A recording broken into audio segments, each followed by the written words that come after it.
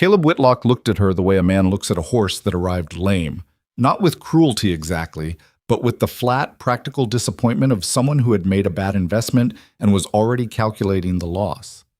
Evelyn Whitmore had been standing on his porch for less than 4 minutes. She had traveled 11 days to get here. 11 days in coaches that smelled of wet wool and other people's misery, across frozen plains that offered nothing to look at except more frozen plains, eating hardtack and cold coffee and telling herself that the discomfort was temporary. That discomfort always was. That on the other side of all of it was a door she could finally walk through and close behind her. She was 31 years old. She was not beautiful by the standards of Philadelphia, and she was certainly not beautiful by the standards of whatever this place was, this raw, wind-scoured stretch of Montana that looked less like a home than like a warning. She knew what she looked like. She had known for a long time, a large woman in a brown traveling coat that had been let out twice at the seams with dark circles under gray eyes, and hair that had not recovered from 11 days on the road. She had tried to fix it this morning at the way station, pinning it up as neatly as she could, and the effort had felt both necessary and slightly ridiculous, the way most of her efforts felt. She had told herself it wouldn't matter, that a man who had written to a matchmaking agency and paid for a woman to be sent to him from Philadelphia understood the terms of the arrangement, that he was not expecting a portrait to step off the stagecoach, that what he was expecting, what he had said he was expecting, in the 3 letters they had exchanged, letters she had read so many times the paper had softened at the folds, was a woman of good character and practical ability, someone to help run a household and care for 3 children who had been without a mother for 2 years. That was what she was. That was exactly what she was. Caleb said, "You didn't mention your size." She felt the words land. She kept her face where it was. "You didn't ask," she said. He looked at her for another moment, then looked away toward the tree line, as if the trees might offer him something more useful. He was a tall man, lean in the way of men who worked outdoors, with a jaw that hadn't been shaved in several days and eyes the color of winter sky. That particular gray that isn't quite blue and holds no warmth. He was not unkind looking. That was almost worse. "Come inside," he said, not as a welcome, as a decision about what happened next. Marcet. The house was cold in the way that houses get when someone has been keeping them clean, but not living in them. Everything in its place, nothing warm. 3 children sat at the kitchen table when she walked in, and they looked at her with the unguarded assessment that only children and very old people permit themselves. The oldest was a girl of about 12, dark-haired and sharp-faced, with her father's eyes and an expression that had already decided something.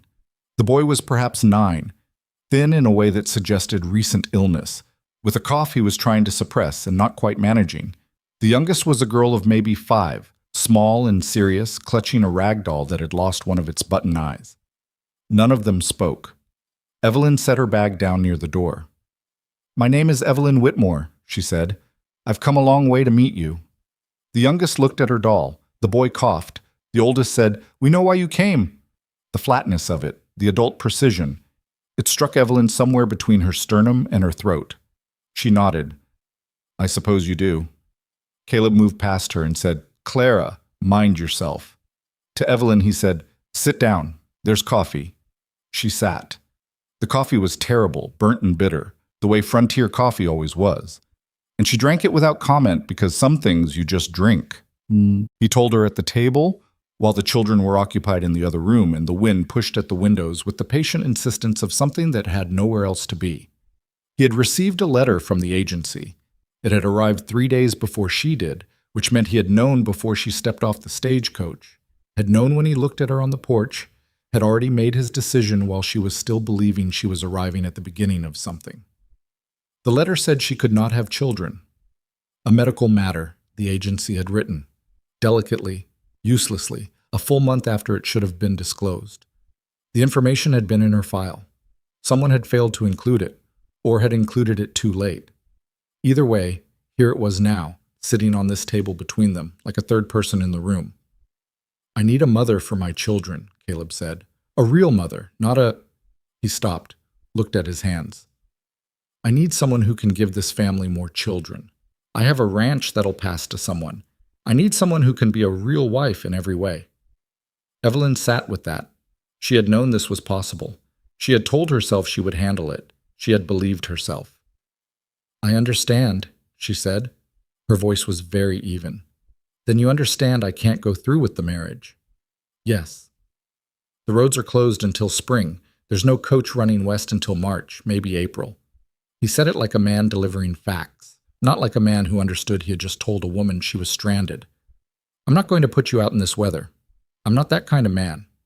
She wanted to ask him what kind of man he was, exactly, but she did not. She looked at the window. Outside, the snow was the color of old bone. What are you offering? She asked. He was quiet for a moment. I've got 3 children who need teaching. Benjamin's behind where he should be in his numbers and letters. He's been sick most of the fall. Clara can read well enough, but she's not learning anything new. Lily's only 5. She needs someone to start her on her letters. A teacher, Evelyn said. Room and board. Until the roads open. She thought about the $300 she had spent to get here. She thought about the letter from her sister in Philadelphia that had said, I don't know why you're doing this, Evelyn. I really don't. She thought about the boarding house she had sold her furniture to leave, and the supervisor at the school where she had taught for 6 years, who had said he was sorry to lose her but hadn't been sorry enough to offer her anything more than a handshake. She thought about standing up from this table and walking out that door into the Montana winter with nowhere to go. All right, she said, I'll teach your children. The room he gave her was small and cold and smelled of cedar from the chest in the corner. There was a washstand and a narrow bed and a window that looked out at the barn. She sat on the edge of the bed with her coat still on and allowed herself exactly 10 minutes. She had done this before, given herself a fixed amount of time to feel the thing, and then stopped. Her mother had taught her that, or maybe she had taught herself. The line between the two had blurred.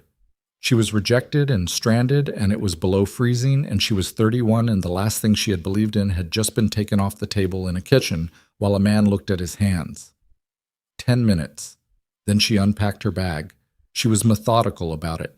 Dresses hung on the hooks behind the door, books stacked on the small table beside the bed. She had brought 4, because she had never trusted any situation that didn't allow for books. Her teaching materials in the bottom of the bag, chalk, a primer she had used for 6 years and knew the way she knew her own handwriting, a packet of paper she had bought at the way station. When she was done, she went to the window and looked at the barn. A light was on inside. She could see it through the gap in the doors, a thin yellow line in all that darkness. Somewhere inside the house, the boy coughed. She stood there listening to it, the wet, effortful sound of a sick child trying not to disturb anyone, and something in her chest shifted. Not a big thing, a small repositioning, the difference between standing at the edge of something and taking one step back from it. She picked up her primer and went to find him. Benjamin was 9 years old and had the fever brightness about him that Evelyn recognized from her years in the classroom, that particular sharp-eyed look that sick children get, more awake than their bodies can afford to be, running on something that wasn't quite energy. He was sitting up in his bed with a quilt around his shoulders and a look on his face that suggested he had been caught doing something, though all he was doing was being awake at 10 in the evening. Can't sleep?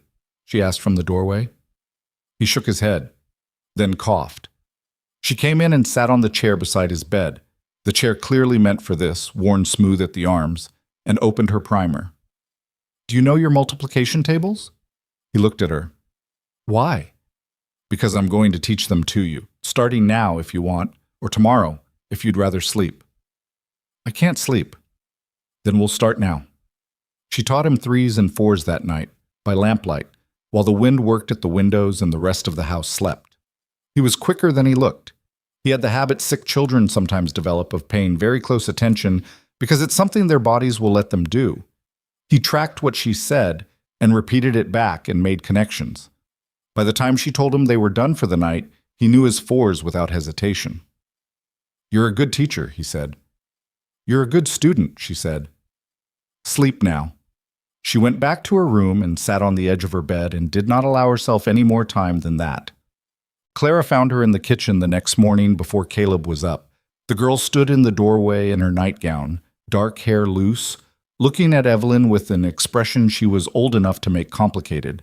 Not simple hostility, something more considered than that. "You stayed," Clara said. "I stayed." Evelyn poured a second cup of coffee and put it on the table next to her own. An invitation, not a demand. Clara looked at the cup, looked at Evelyn, came in, and sat down. "My father said you were supposed to leave," she said. "Your father said I could stay until spring, to teach you. He said you weren't good enough to marry." The girl said it with her eyes fixed on the coffee cup, and Evelyn understood that Clara knew exactly how sharp it was. She was the kind of child who tested the weight of things before she used them. "He said the situation wasn't right for marriage," Evelyn said. "Those are different things." Clara looked up. Something moved across her face, quick and guarded, like an animal checking whether the threat was real. "My mother died," she said. "She died, and he wrote to some agency, and now you're here." "I know. I'm sorry about your mother." "You didn't know her?" "No." "Then why are you sorry?" Evelyn wrapped both hands around her cup. "Because you lost her. Because you all lost her. That's worth being sorry about, regardless of whether I knew her." Clara said nothing, but she drank the coffee. The first week was not good, but it was not the catastrophe Evelyn had braced for. She taught mornings in the kitchen, Lily at the table with her letters, Benjamin on the bench beside her working through arithmetic, Clara at the far end doing her reading with the practiced disengagement of someone who had decided to comply without consenting. Caleb came and went. He was a man who found excuses to be outside, which Evelyn understood was less about the ranch work, though there was always ranch work, and more about the particular discomfort of having made a wrong decision that was now sitting at your kitchen table every morning. He spoke to her as little as possible while managing to remain technically civil. He thanked her for things in single sentences. He ate his meals efficiently and left. She noticed he always checked on Benjamin before he went to bed. She could hear his boots on the floor, the murmur of his voice, brief and low. She did not comment on this. She had learned early that the quickest way to make a man feel watched was to acknowledge the things he thought no one noticed. On the 8th day, Lily climbed into the chair beside her without being asked and put the button-eyed doll on the table between them. "She needs a new eye," Lily said. "She does," Evelyn agreed. "Mama was going to fix it." The words fell into the kitchen with the weight of something that had been held for a long time. Evelyn looked at the doll. It was a careful piece of work. Someone had sewn it with real attention, the seams even, the face embroidered with small, careful stitches. "Do you have a button?" Evelyn asked. Lily thought about this with great seriousness. "There's a tin in the sewing basket." "Then let's find one that matches." It took 20 minutes to find the right button, not because there was any shortage, but because Lily had opinions, strong and specific, about which button was right, and Evelyn had learned in 6 years of teaching that 5-year-olds with opinions should generally be allowed to exercise them on buttons. When they found it, a small black button, slightly smaller than the remaining eye, Lily held it up to the light and turned it and looked at it from 3 angles. "That one," she said. Evelyn sewed it on. She wasn't particularly good at sewing, she was the first to admit that, and the button sat at a very slightly different angle than the original, which gave the doll a look of mild, perpetual curiosity. Lily held the doll out and studied it for a long moment. "She looks surprised," she said. "She does a little." Lily looked at Evelyn. "That's okay," she said. "I think she likes it." She climbed down from the chair, doll clutched to her chest, and went toward the other room. At the doorway, she stopped without turning around. "Thank you," she said. Small and formal, the way very young children are sometimes more formal than adults. Evelyn sat alone at the kitchen table with the needle and thread and the button tin, and the kitchen was quiet except for the wind, and she did not let herself feel too much about it because she had learned that lesson already, but she did let herself feel a little. It was the neighbor woman, Mrs. Garrett, who said it first to Evelyn's face, though Evelyn had known it was being said behind her back from the day she arrived. Mrs. Garrett came by on the 11th day with a pot of stew that was clearly both a kindness and an investigation, and she sat at the kitchen table and looked at Evelyn with the forthright assessment of a woman who had decided that directness was the same as decency. "I heard Caleb turned you down," she said. "The arrangement didn't work out," Evelyn said, "because you can't have children." Mrs. Garrett said it plainly, without apparent malice, which almost made it worse. "Word gets around fast out here. Nothing personal." "I understand. I'm not trying to be cruel." Mrs. Garrett looked at her stew, then back at Evelyn. "I'm just telling you what people are saying, so you know. They're saying you came all that way, and he took one look and sent you back. They feel sorry for you." She paused. "And some of them think you should have disclosed it before you got on the coach." Evelyn looked at the woman. She was maybe 60, weathered and direct, the kind of woman the frontier built if it didn't break you first. "What do you think?" Evelyn asked. Mrs. Garrett considered this with evident fairness. "I think you're here, and you're teaching those children, and Benjamin hasn't coughed as much this past week, which is more than the last 2 women who came through managed." She picked up her cup. "I also think you've got a harder road ahead of you than you're letting on, and I'm not sure this ranch is the place for you." "It's the only place available at present," Evelyn said. Mrs. Garrett almost smiled. "Fair enough." She left the stew and the opinion in equal measure, and Evelyn stood in the doorway watching her wagon disappear down the snow-packed track and thought about what it meant to be talked about in a place where you had nowhere else to go. Then she went back inside and started on the afternoon lesson. It was on the 15th night that she heard Caleb in the front room, very late, the sound of a chair scraping, and then nothing for a long time. She had been awake. She was often awake, the cold and the unfamiliar sounds of the house keeping her in that uncomfortable half-sleep that was worse than no sleep at all. She lay still and listened to the silence that followed the scraping chair. She was not going out there. Whatever that silence was about, it was not her place. She was here because she had no other choice. She was here to teach 3 children and wait for the roads to open and then go back to whatever Philadelphia had left for her, which was probably a boarding house and a school that might or might not take her back, and her sister saying, "I told you," in the particular way she had of saying it, that meant she was trying not to. She was not here to involve herself in Caleb Whitlock's grief, or his regret, or his long late-night silences. That was not the arrangement. The arrangement was clear and small and survivable. She closed her eyes and listened to the wind. And then, from the front room, she heard it. The smallest sound, barely a sound at all, something between a breath and something worse, quickly controlled, quickly stopped. She lay there for another minute. Then she got up, pulled her coat over her nightgown, and went to find him.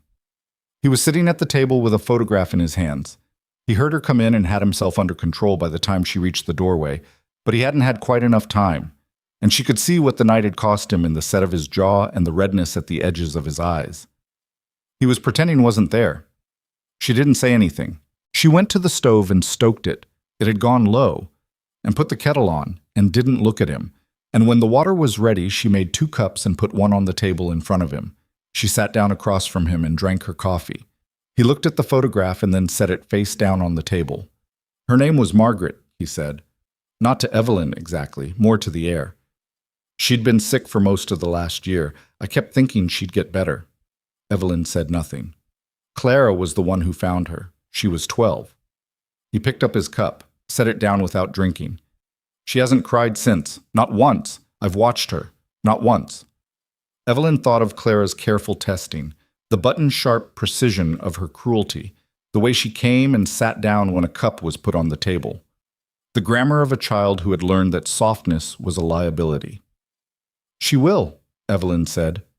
"Eventually. When she's sure it's safe." He looked at her. It was the first time he had looked at her with anything other than the managed distance of a man handling a situation. "And when will that be?" he asked. "I don't know," Evelyn said, "but she will." They sat there for a while longer with the stove warming and the wind outside doing what it did. And when Evelyn went back to bed, she did not analyze what had happened or assign it any meaning larger than what it was. A man had been awake with his grief, and she had sat with him, nothing more than that. But she lay awake for a long time after, and the cold felt slightly less cold than it had. The morning after she sat with Caleb in the front room, nothing was different and everything was slightly off-center, the way a picture hangs crooked and you can't stop noticing it even when you're trying not to look. He was already out when she came to the kitchen. The coffee was made, she hadn't expected that, and there was a note on the table that said Benjamin's cough was bad in the night. I gave him the medicine from the shelf. No signature, just the facts, delivered in handwriting that was blunt and serviceable. A man who had learned to write for function rather than expression. She read it twice, poured her coffee, and went to check on Benjamin. He was awake and pale, the cough shadows under his eyes deeper than usual, but his fever had come down from wherever it had been in the night. He looked at her with the particular alertness of a sick child who has been awake long enough to start thinking. "Pa was in here 3 times, he said. "Was he?" "He thought I was sleeping." Benjamin considered this with mild philosophical interest. "I wasn't." "How do you feel?" "Bad." He said it without complaint, just assessment. "My chest feels like something's sitting on it." She pulled the chair close and put her hand to his forehead. "Cooler than yesterday, not cool enough." "We'll keep you in bed today. No lessons." He looked briefly disappointed, which she noted and filed away, because a 9-year-old who was disappointed about missing lessons was a 9-year-old worth paying attention to. "Can you read to me instead?" he asked. She had 4 books. She let him choose. He picked the one about the Lewis and Clark expedition, which was the heaviest and most battered of them, and she read to him for an hour while the morning light came in gray and thin through his window, and the ranch outside went about its winter business. Clara found her afterward in the kitchen and stood in the doorway with her arms crossed in the way she had. That particular defensive architecture that Evelyn was learning to read. "He does that when he likes something," Clara said. "Asks people to read to him. He picked a good book. He always picks that one." Clara came in, not all the way, just enough that she wasn't technically in the doorway anymore. "Mama used to read it to him. He's heard it so many times he probably knows it." Evelyn said nothing, just kept her hands on her coffee cup. "He doesn't remember her voice anymore," Clara said. "He told me. He said he can't remember exactly what it sounded like." She said this with the flatness of someone reporting a fact that had cost them something to learn. "He was upset about it." "That happens," Evelyn said carefully. "It doesn't mean he's forgotten her." "I know that." A beat. "I still remember her voice. I remember everything." The way she said it. Not proud, not sorrowful, something that was the uncomfortable combination of both, made Evelyn set down her cup and look at the girl properly.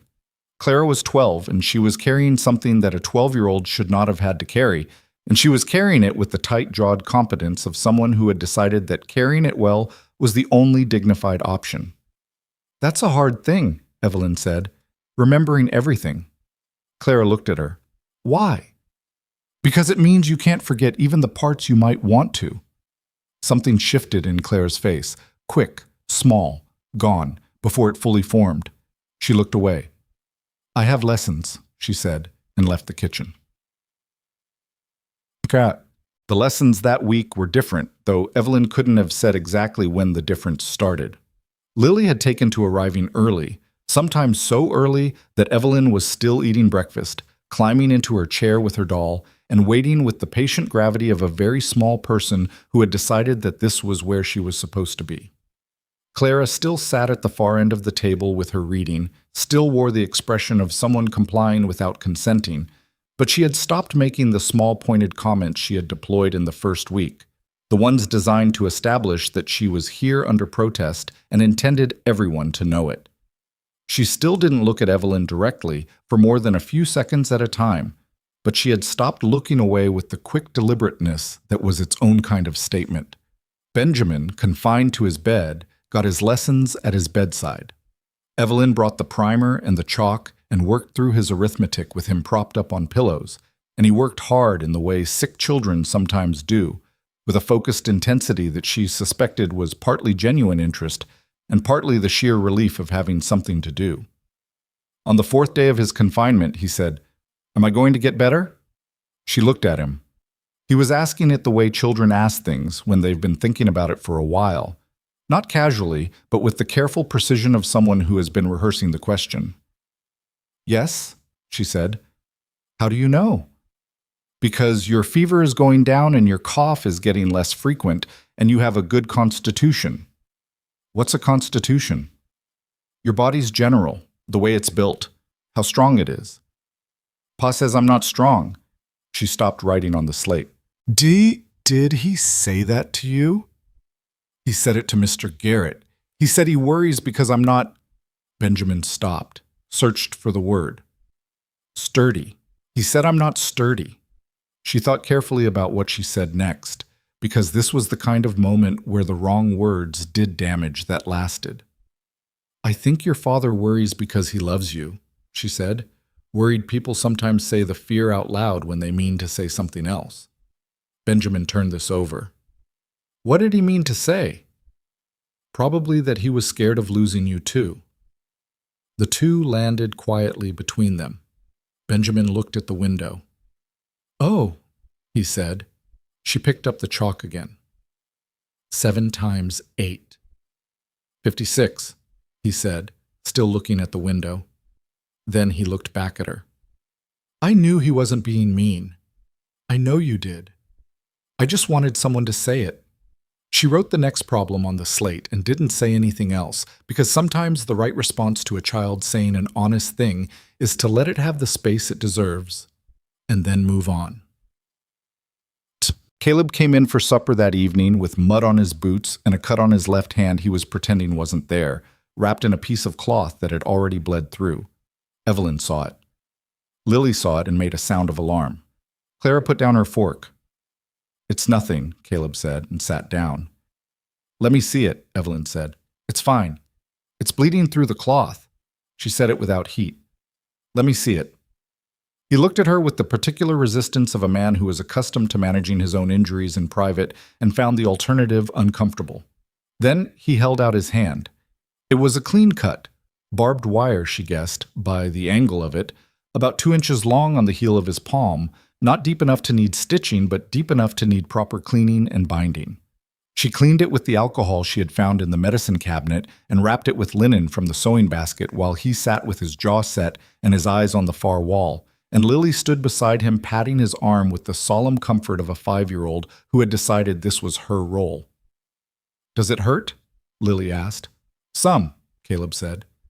Evelyn fixed my doll's eye, Lily told him. She can fix things. He glanced at Evelyn. Quick, then away. There, Evelyn said, and tied off the bandage. Thank you, he said. It came out slightly rough, like a word that wasn't used often enough to come out smooth. How's the fence? She asked, because she had learned that moving directly to something practical was the fastest way past whatever this was. 2 posts down in the south pasture. I'll get to the other ones tomorrow. He looked at his wrapped hand. Assuming this cooperates. It will if you don't use it as an excuse to skip the bandage. Clara made a sound that might have been the very beginning of a laugh, quickly stopped. Caleb looked at his daughter. She was looking at her plate with great concentration. He looked back at Evelyn. I'll leave it on, he said. Well, the trouble with the community came in a shape Evelyn had anticipated but not timed. She had known it was coming, had seen it in Mrs. Garrett's frank assessment, in the way the 2 men at the general store had gone quiet when she came in to buy chalk and thread, in the particular deliberate courtesy of the storekeeper that meant he was being polite on purpose. It arrived in the form of a church social at the Garrett farm on a Saturday afternoon in February, an occasion that Clara announced over breakfast with the air of someone delivering information she expected to be complicated. Mrs. Garrett does it every winter, Clara said. Pa goes. We all go. She paused. Usually. Will you go this year? Evelyn asked. Pa says we will. Another pause, loaded with something she was deciding whether to say. People will talk. They're already talking, Evelyn said. Clara looked at her with a species of respect she hadn't shown before. The kind that comes from recognizing that someone else sees a situation clearly. Yes, she said. They are. Caleb said he would go and that Evelyn was welcome to come or to stay. The choice was hers, with the tone of a man who had thought about both possibilities and didn't have a strong feeling about either, which meant he had a strong feeling about both and was managing them. She went. The Garrett farm was larger than she'd expected, And the social was the kind of thing the frontier did. Practical warmth, food that was better than it should have been given the season, children running through the spaces between adults with the efficient chaos of children who have been penned up all winter. There were maybe 30 people. She felt every pair of eyes in the room when she walked in, not all of them hostile, some just curious. A few with the frank assessment of people deciding where something fit, but a cluster near the fireplace. 3 women and 2 men who stopped their conversation when she entered and resumed it in a different register, quieter, directed inward, the unmistakable grammar of a group discussing you while you are in the room. Mrs. Garrett came and took her arm immediately, which Evelyn understood was both kindness and strategy. "Come meet Ruth Albright," she said. "She taught school in Nebraska before she married. You'll have something to talk about." Ruth Albright was a small, sharp-faced woman in her 40s who had the kind of eyes that looked like they were always doing arithmetic. She looked at Evelyn without the careful management most of the others used. "Heard you're teaching the Whitlock children," she said. "I am." "How are they?" "Benjamin is recovering from a chest illness. Clara is bright and hasn't been challenged enough. Lily is 5 and has strong opinions about buttons." Ruth Albright blinked. Then something shifted in her face, and she laughed. A short, genuine thing. "That sounds about right for a Whitlock." She lowered her voice fractionally. "Clara was in my school for 2 weeks before Caleb pulled her out. She was reading 2 years ahead of anyone else and bored clean through. I told him he needed a dedicated teacher, and he said he'd see to it." "He's seeing to it now," Evelyn said. Ruth looked at her with the arithmetic eyes. "Are you staying?" "Until spring." "And then?" Evelyn held her cup. "I don't know yet." Ruth nodded once, as if this was a more honest answer than she'd expected, and she appreciated it. "Well," she said, "if you need anything, books, materials, I've got a decent collection gathering dust. Come by." It was more than Evelyn had hoped for from the afternoon. She held on to it. Oh. The other part of the afternoon came from the cluster by the fireplace. His name was Douglas Hale. She learned it later from Mrs. Garrett. And he was a big man with the confident ease of someone accustomed to having opinions that went unchallenged. He waited until Caleb was across the room talking to another rancher before he came to stand near Evelyn, not quite addressing her, in the way of a man who wants to say something to someone without the social cost of saying it directly. "Strange business," he said to the air near her. She looked at him. "Woman comes all that way and doesn't make the grade." He shook his head with the performance of someone performing mild sympathy. "Seems like that kind of information should have been front and center before anyone wasted a trip." "That's between me and Mr. Whitlock," Evelyn said. "Sure it is." He looked at her with something that wasn't quite a smile. "Still, you'd think a woman in that situation would have been up front. Save everyone the trouble." She felt the thing she always felt in these moments. The heat in her chest, the quick animal instinct to say something that would make it stop. And she did what she had learned to do with that feeling, which was to wait exactly 3 seconds before she opened her mouth. "You'd be surprised," she said, "what information people decide to withhold until it's convenient for them." She looked at him steadily enough that he understood she was not talking about herself. He said nothing else. He moved away with the dignity of a man pretending the exchange hadn't gone the direction it had. Mrs. Garrett appeared at her elbow approximately 45 seconds later. "I saw that," she said quietly. "It was nothing. Douglas Hale has been trying to buy Caleb's south pasture for 3 years. The man has a talent for finding pressure points." She paused. "Don't underestimate him." Evelyn looked across the room to where Hale had rejoined his group. "I don't intend to," she said. On the ride home, Clara sat beside her in the wagon and did not speak for the first mile and a half, which was about right. Lily had fallen asleep against Caleb's arm. Benjamin was in the back with a blanket, watching the sky. "Mrs. Hale told Mrs. Porter that you had your cap set for Pa," Clara said to the dark ahead of them. "That you're staying because you don't want to go home." "People say things," Evelyn said. "Is it true?" "No." She meant both parts of it and made sure her voice was clear enough to carry them both. Clara thought about this for a moment. "Mrs. Hale isn't very kind," she said. Not as a defense of Evelyn, exactly, more as a conclusion she had reached independently and was reporting. No, Evelyn agreed. Mama didn't like her either. A long pause. She said there were women who built themselves up by talking other women down, and that was a sorry way to live. Evelyn looked at the road and said nothing, because the right response to a 12-year-old quoting her dead mother's wisdom was to let it stand. She was right about a lot of things, Clara said. Her voice had gone careful, the way it went when she was saying something she hadn't fully decided to say yet. Mama was. She sounds like she was, Evelyn said. Clara didn't answer, but when the wagon hit a rut and jostled them together, she didn't move away. Benjamin was up by the end of the second week of February, thinner than before but vertical, which felt like a victory. His cough had settled into something occasional and manageable, and he came back to the kitchen table for lessons with the look of a person returning from somewhere difficult and glad to be back. He had opinions about his return. He wanted to learn history now, in addition to arithmetic and letters. He had thought about this, he said, during his confinement. Specifically, he wanted to know about battles. Not the blood, he said quickly, with a glance at Evelyn that suggested he knew this clarification was necessary. The strategy. How people figured out what to do when everything was going wrong. She taught him about Gettysburg. Not just the fighting, the decisions, the terrain, the information commanders had and didn't have. What happened when someone made a calculation that didn't account for what they didn't know? Benjamin listened with his whole body, the way children listen when something has genuinely caught them, leaning forward with his elbows on the table. So he didn't know where the other side was, he said about one of the commanders. Not exactly. He knew approximately, but approximately wasn't good enough. And that's why it went wrong. That's part of it. Benjamin sat back. You have to know what you don't know, he said. She looked at him. He was 9 years old and had arrived at something that took most people considerably longer. Yes, she said. That's exactly it. He nodded, satisfied, as if she had confirmed something he'd already suspected.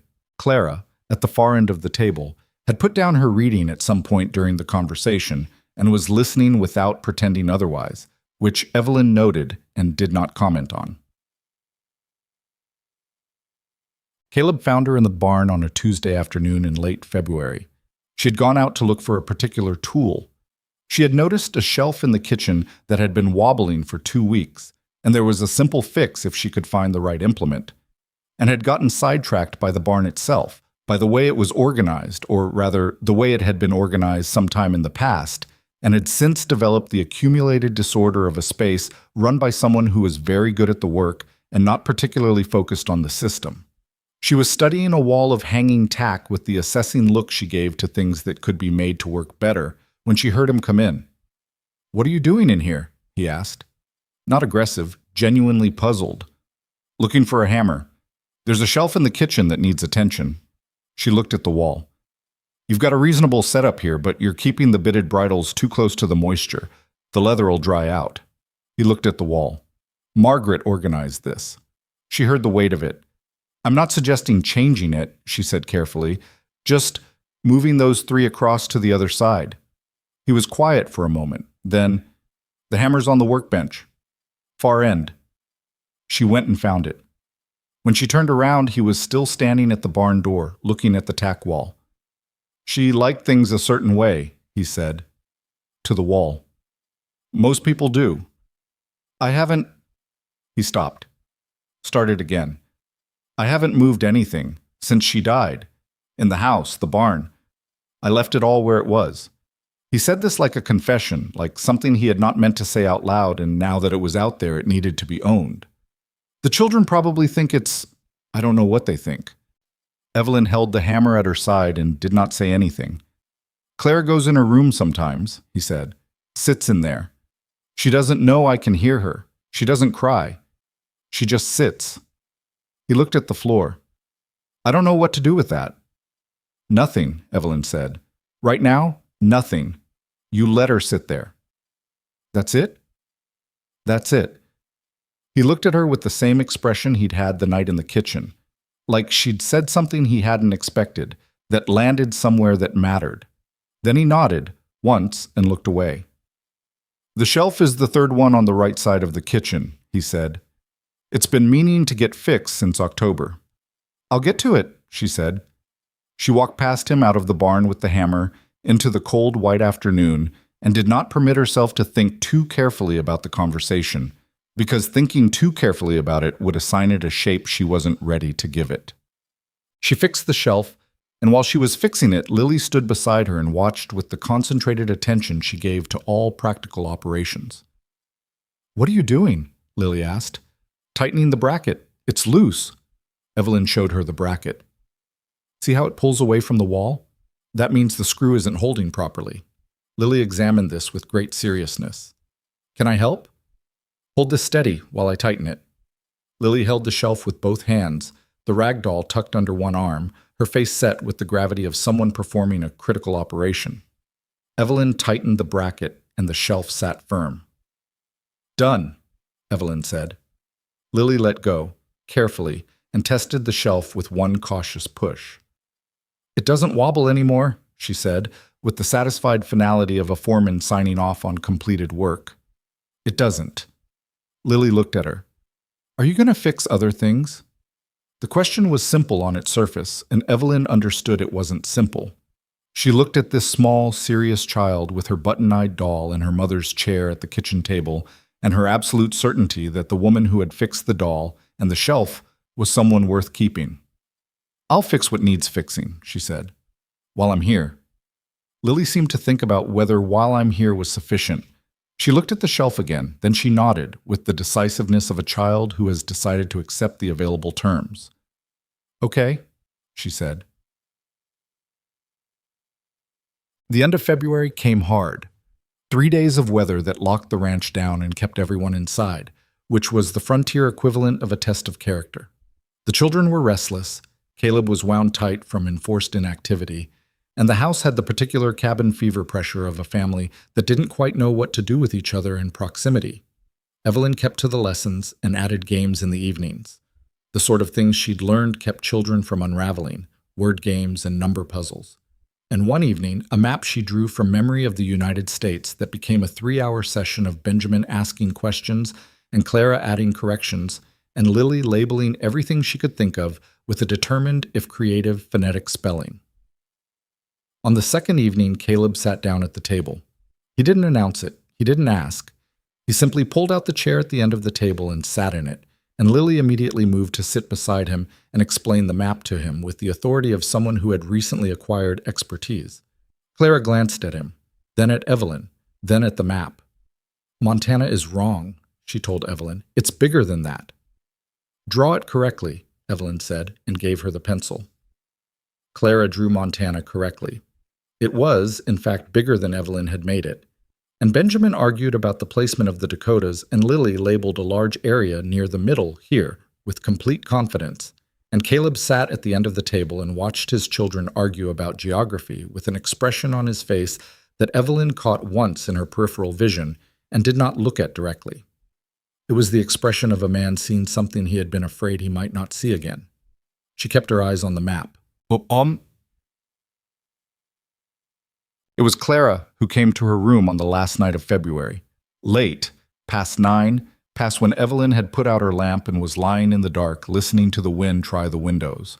A knock, quiet but deliberate, and then Clara's voice. "It's me."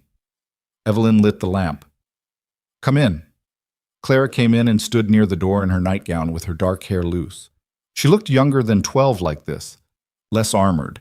She was carrying something, and when she came closer, Evelyn saw it was a small photograph. "This is her," Clara said. She held it out.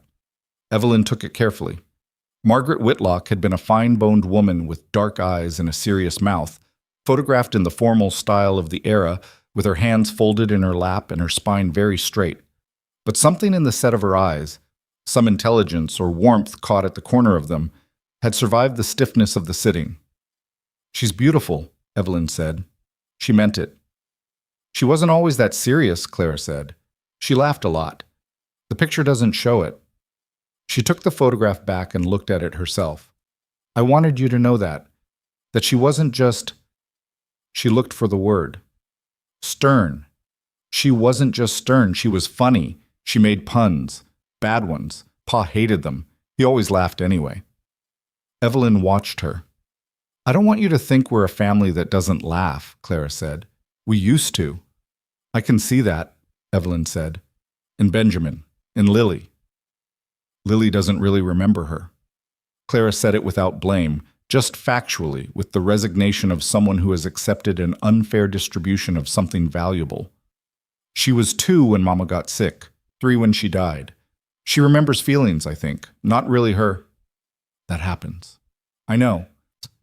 Clara looked at the photograph for another moment, then tucked it against her side. I just wanted you to know who she was. So you weren't... She stopped. Evelyn waited.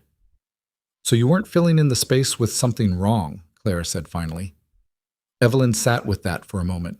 It was, she thought, one of the most precise things anyone had said to her about what she was doing here. The fear of a child that the woman in her mother's kitchen would become a wrong version of something. That absence would be filled with the wrong shape. I'm not trying to fill any space, Evelyn said carefully. Your mother's space is your mother's. I'm just here, doing what needs doing.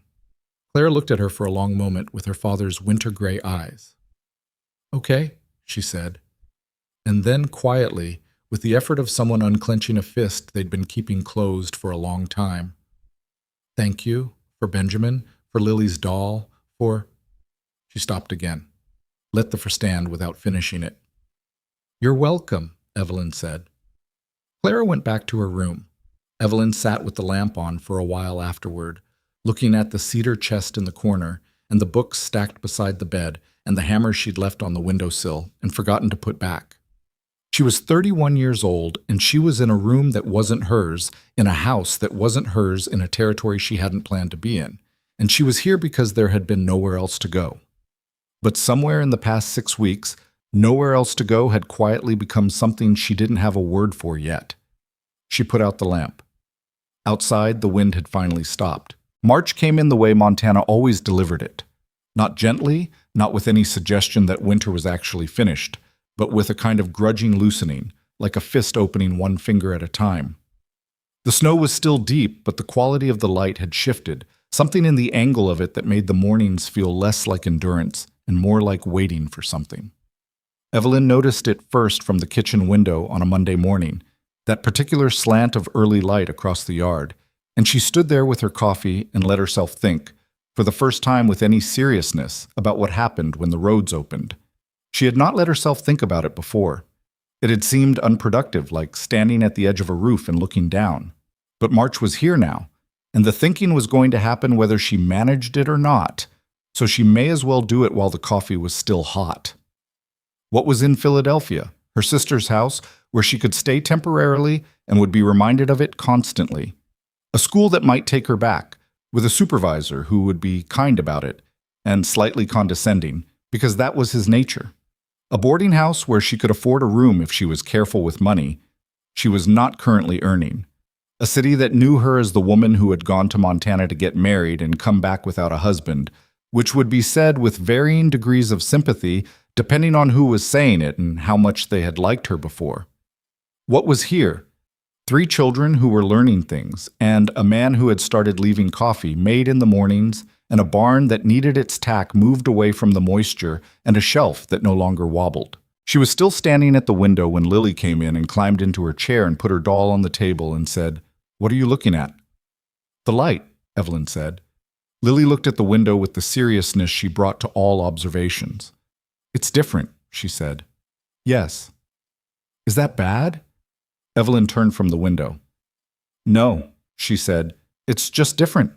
She put down her cup and started on breakfast, and Lily watched her with the focused attention she'd developed over the past weeks.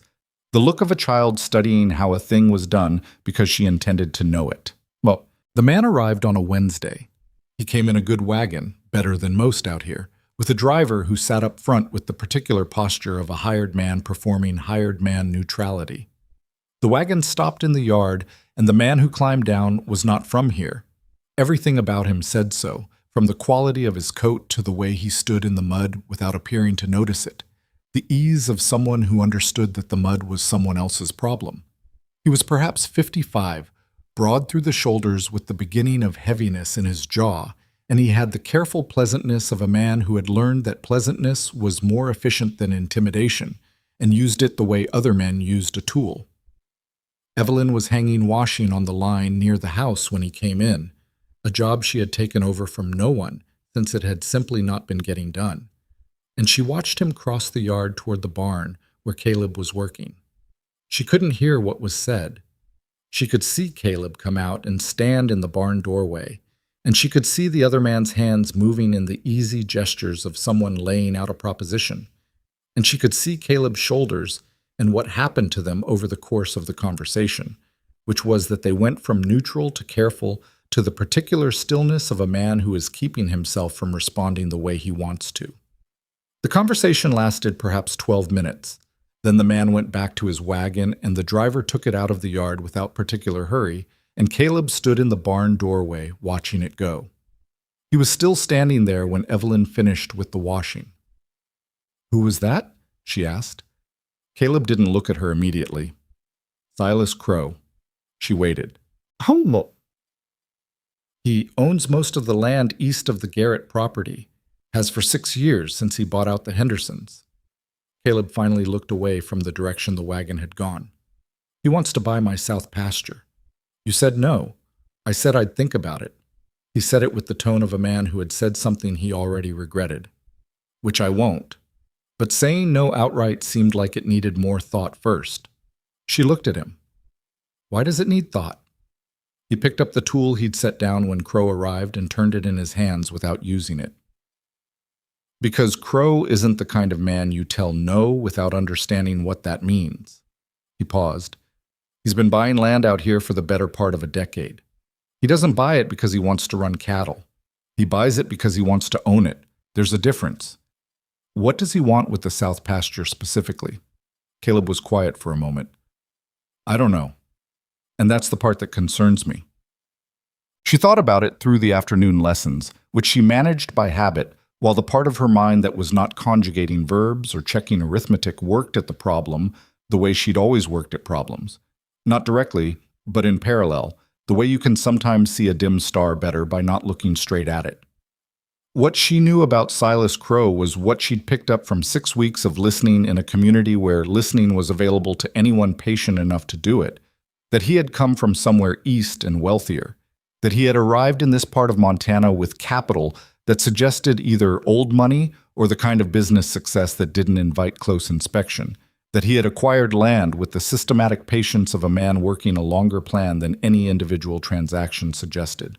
She also knew, from a conversation she'd had with Ruth Albright 3 weeks ago, that Crow had been interested in the Whitlock property specifically and repeatedly.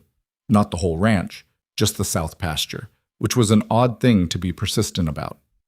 "Why the south pasture?" she had asked Ruth, almost casually. Ruth had given her a look that said she appreciated the question. "Water," she'd said. "The south pasture has the only reliable year-round creek on this side of the ridge. Whoever controls that water controls what can be grazed on, about 5,000 acres in a dry summer." Evelyn had filed this away and not revisited it until now. After supper, after the children were settled, she found Caleb in the front room with the account books he sometimes worked through in the evenings. The kind of work a man does when he's too tired to do real work and too worried to sit still. "Does Crow have water on his eastern parcels?" she asked. He looked up from the books. "Seasonal creek. Dries up by July most years." "And the South Pasture Creek?" "Runs year-round, comes down off the North Ridge." He looked at her steadily. "You've been thinking about this." "I've been thinking about what it means if someone controls the only year-round water source in a 5,000-acre stretch of grazing land." He sat back in his chair. "It means everyone else is negotiating with him in a dry summer." "Yes." He was quiet for a moment. The lamp on the table between them made his face look older than it was. Or maybe that was just the expression. "He offered me $300 for the pasture. It's worth 4 times that in good years." "He knows that?" "Yes." "So he's offering you a fraction of the value and expecting you to take it." "He's offering me a fraction of the value and expecting me to need it enough to take it." He looked at the account books. "Which is not an unreasonable calculation. given the last 2 years. She looked at the books too, though she couldn't read them from where she stood. She had a general sense, from the conversations she'd overheard and the ones she'd been part of what 2 hard winters and a sick child and the loss of the woman who had managed the household accounts had done to the ranch's position. It wasn't ruin, but it was the kind of fragility that a man like Crow would read at a glance. "Has he done this before?" she asked. "To someone else here?" "The Hendersons." Caleb said it flatly. "They sold him their east pasture 3 years before they sold him everything. By the time they needed to sell everything, they had no leverage." She stood there in the lamp-lit room and thought about that. "Don't sell the south pasture," she said. "I wasn't planning to." "I know, but I'm saying it clearly because I think this is going to come back. I don't think he came out here to make one offer and accept a polite delay." She looked at him. "Men like that don't make one offer." Caleb met her eyes. "No," he said. "They don't." The second offer came 11 days later, and it was not delivered by Crow himself. It came through Douglas Hale, which told Evelyn something she stored without comment, that Hale and Crow had an arrangement she hadn't known about, that Hale's interest in Caleb's property and Crow's interest in Caleb's property were connected, that the conversation at the Garrett social had not been the random unpleasantness of a difficult man, but the preliminary assessment of someone gathering information. Hale rode up on a Thursday afternoon when Caleb was in the far south pasture and Evelyn was the only adult in the house. He came to the door and knocked with the self-assurance of a man who expected the door to be opened by someone without authority to do anything consequential. Evelyn opened the door. He looked at her with the brief recalibration of a man adjusting his expectations. He stopped. "Miss Whitmore." "Mr. Hale." "Is Caleb in?" "He's working. I can take a message." He looked at her for a moment with the evaluating eyes of a man deciding whether this was worth his time. "I have an offer for him from a business associate regarding the south pasture." "You can leave the terms with me," she said. "I'll see he gets them." "It's a financial matter. I'd rather speak to him directly." "Then come back when he's available." She said it pleasantly. "Or write it down. Either works." He looked at her with the compressed irritation of a man who did not enjoy being managed by women, particularly women he had categorized as not worth managing. He pulled a folded paper from his coat. "The offer's in there," he said. $420, cash money, within the week." She took the paper. "I'll give it to him." Hale looked at her steadily for a moment. "Tell him it's a good offer and it won't stay on the table indefinitely." "I'll tell him what you said," she said. "Good afternoon." She closed the door. She stood in the hallway with the paper in her hand and looked at the blank outside of it, and she felt something she recognized. The specific clarity that came when a situation stopped being ambiguous and became a problem she could actually work on. She opened the paper. The offer was indeed $420. It was also, she noticed after reading it twice, structured as a purchase of water rights rather than land. A distinction that would not have been immediately obvious to a man reading it quickly, but that made a significant legal difference in what was actually being transferred. She read it a third time to be certain she was right. She was right. Instead, she had the paper on the kitchen table and was working through the language of it when Clara came in from her afternoon reading and stopped at the sight of Evelyn's face. "What is it?" Clara said. "A legal document. Sort of?" Evelyn looked up. "Do you know where your father keeps the papers for the ranch? The deed? The original filing records?" Clara looked at the paper on the table. "The tin box. In his bedroom, on the high shelf." "Can you get it?" Clara went without asking more questions, which Evelyn appreciated. She came back 2 minutes later with a battered tin box that had the weight of something that hadn't been opened recently. It had a simple latch, no lock. Evelyn opened it. The deed was on top. She set it aside for the moment. Beneath it were several years of tax records, a letter from a bank in Helena, what looked like a survey map folded carefully, and at the bottom, a packet of papers tied with a string that had darkened with age. She took out the survey map and unfolded it on the table next to Hale's offer. The survey was dated 1876. Margaret's handwriting was on the outside. Survey, April 1876. the same careful script she'd seen on the notes Margaret had kept in the household accounts.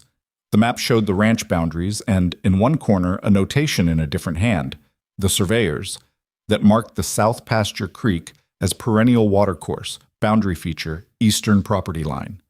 Boundary feature. She looked at Hale's offer again. The language referred to water access rights to the seasonal creek running through the south section. Seasonal. They had called it seasonal. The survey said perennial, year-round. The change of one word in the legal description would change what rights were being sold.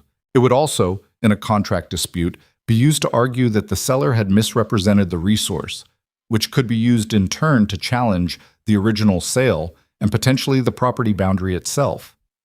She sat with this for a long moment. "What's wrong with it?" Clara asked.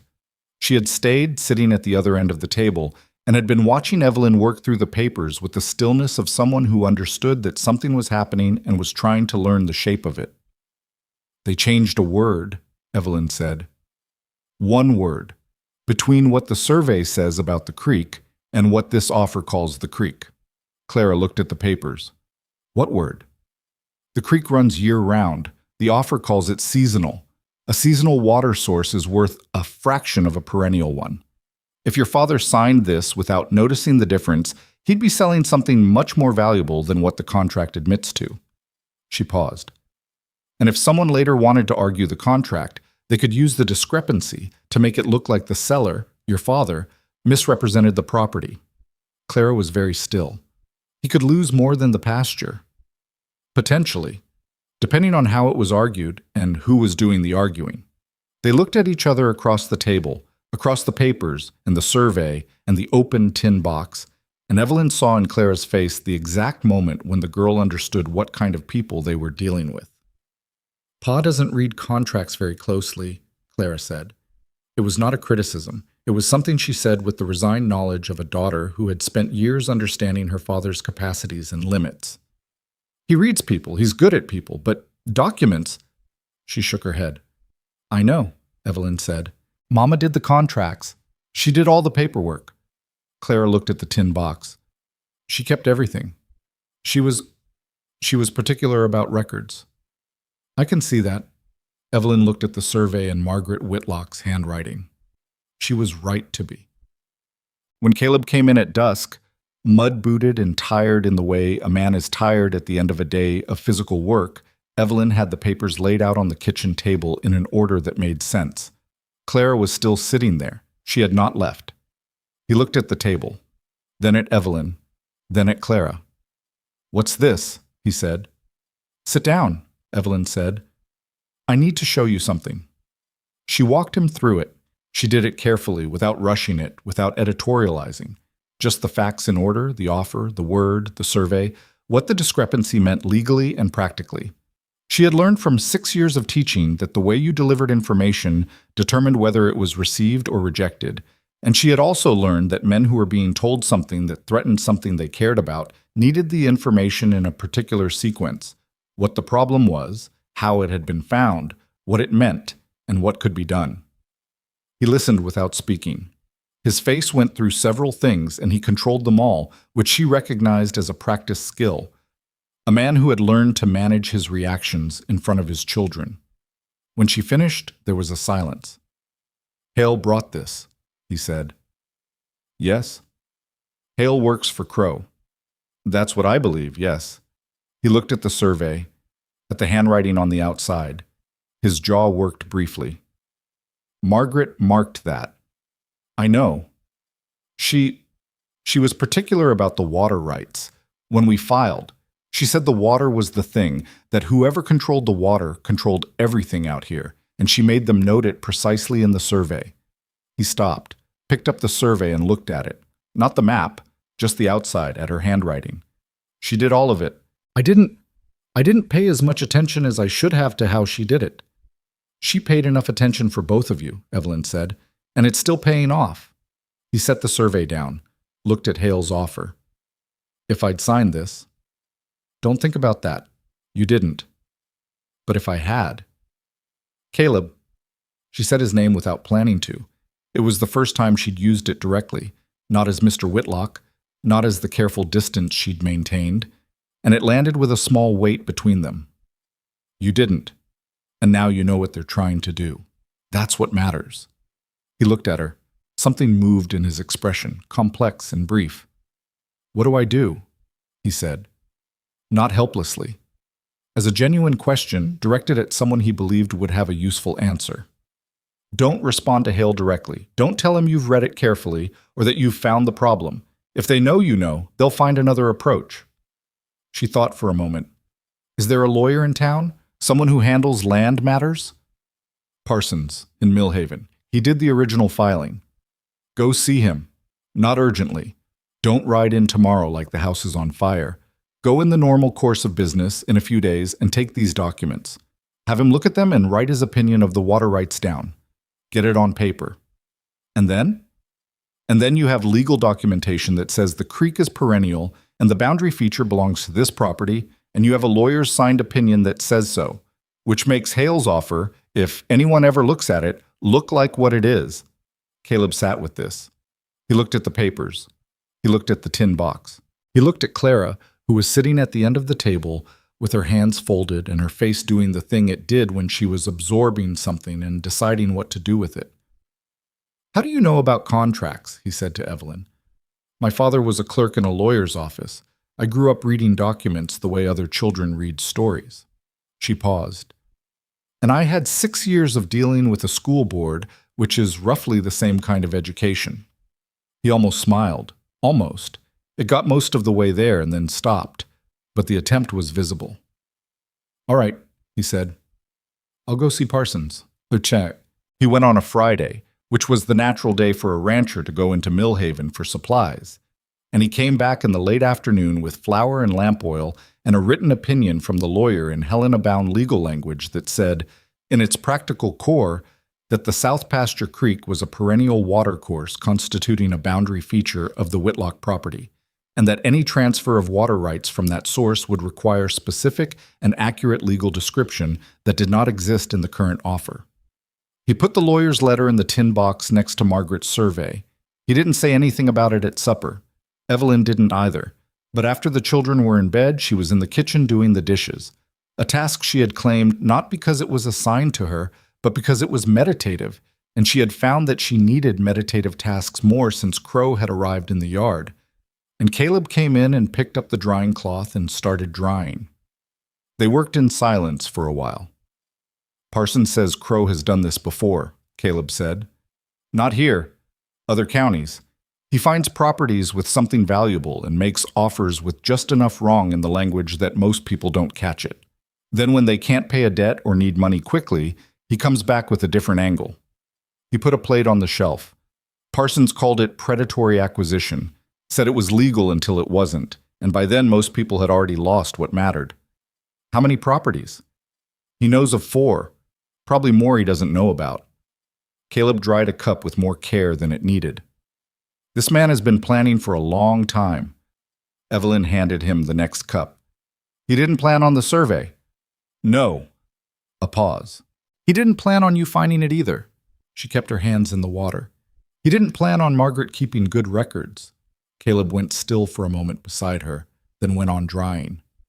No, he said quietly. He didn't. Crow came himself 10 days later. She had been half expecting it, the direct visit after the proxy had not delivered. It was a pattern. First the pleasant offer, then the representative, then the man himself when the other approaches had not closed the deal.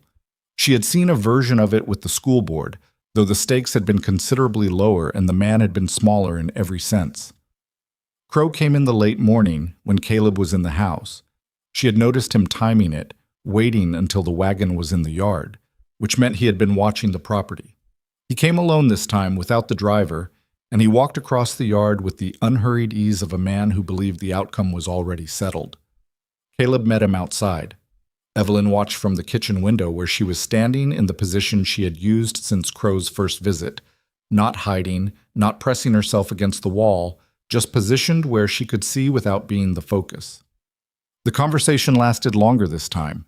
She could read some of it from the body language. Crow was expansive, then precise, then more careful, and Caleb was very still in the way he got when he was being exact about something. At one point, Crow looked toward the house, directly at the kitchen window, and she kept her position and her face neutral. He knew she was there. He had been told about her. She was certain of that. He was a man who gathered information.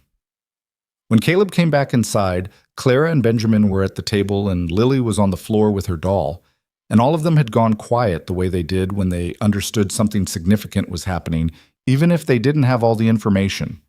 "He came to raise the offer," Caleb said. He was talking to Evelyn, but not specifically away from the children.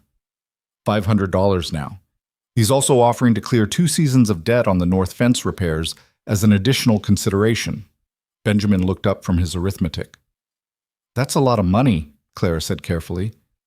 "It's more than he offered before," Caleb said. "It's still not what the water rights are worth. Parsons put the real value at $2,000 minimum if water prices keep going the way they're going." He paused. "I told him no," Clara exhaled. "He didn't take it well," Caleb continued. "He was pleasant about it, which is worse." He looked at Evelyn. "He said he'd have to look at other options if we couldn't come to an agreement." "He said that precisely?" Evelyn asked. "Precisely." She thought about what other options meant to a man like Crow. "Did he say what options?" "He said he had some questions about the original land filing, that he'd discovered there might be some irregularities in the boundary survey." Caleb's voice was very even. "That he'd hate to see a dispute complicate things for us." The kitchen was quiet. "He's going to challenge the survey," Evelyn said, "or threaten to. Whether the challenge has any merit." "It doesn't. Parsons said the filing was clean." She looked at the tin box, which had been moved to the shelf in the kitchen at her suggestion. Close to hand, not where anyone would look, but where she could reach it quickly. "But a legal challenge doesn't have to have merit to be expensive." "No," Caleb said. "It doesn't." Benjamin had put down his pencil. He was listening with the focused attention he brought to the strategy discussion she'd described from Gettysburg, and she recognized the look, a child understanding that a real situation had a structure and trying to read it. "What are we going to do?" he said. Caleb looked at his son, 9 years old, thin from his illness, holding his pencil and looking at his father with the unguarded directness of a child who had decided to treat this as a question that deserved a real answer. "We're going to be careful," Caleb said. "And we're going to be smarter than he thinks we are." Benjamin nodded, like that was the expected answer, and he was satisfied with it. Clara looked at Evelyn across the table, not with a question exactly, with something closer to recognition, the particular look of a 12-year-old who has begun to understand that the woman at the other end of the table is involved in this in a way that matters. Evelyn held her gaze for a moment, then looked back at the tin box on the shelf. They were going to need everything Margaret had kept, every record, every note, every carefully filed document with its precise language and its dated signatures. That evening, she asked Caleb if she could go through the rest of the tin box contents, all of them. He looked at her for a moment. Why? Because Margaret kept records the way a careful person keeps records, which means there might be more in there than what we've looked at. She paused. "And I want to know everything we have before Crow figures out what he's up against." He was quiet for a moment, then, "You think he doesn't know yet?" "I think he thinks he's dealing with a tired rancher who got lucky that his wife kept a good survey on file.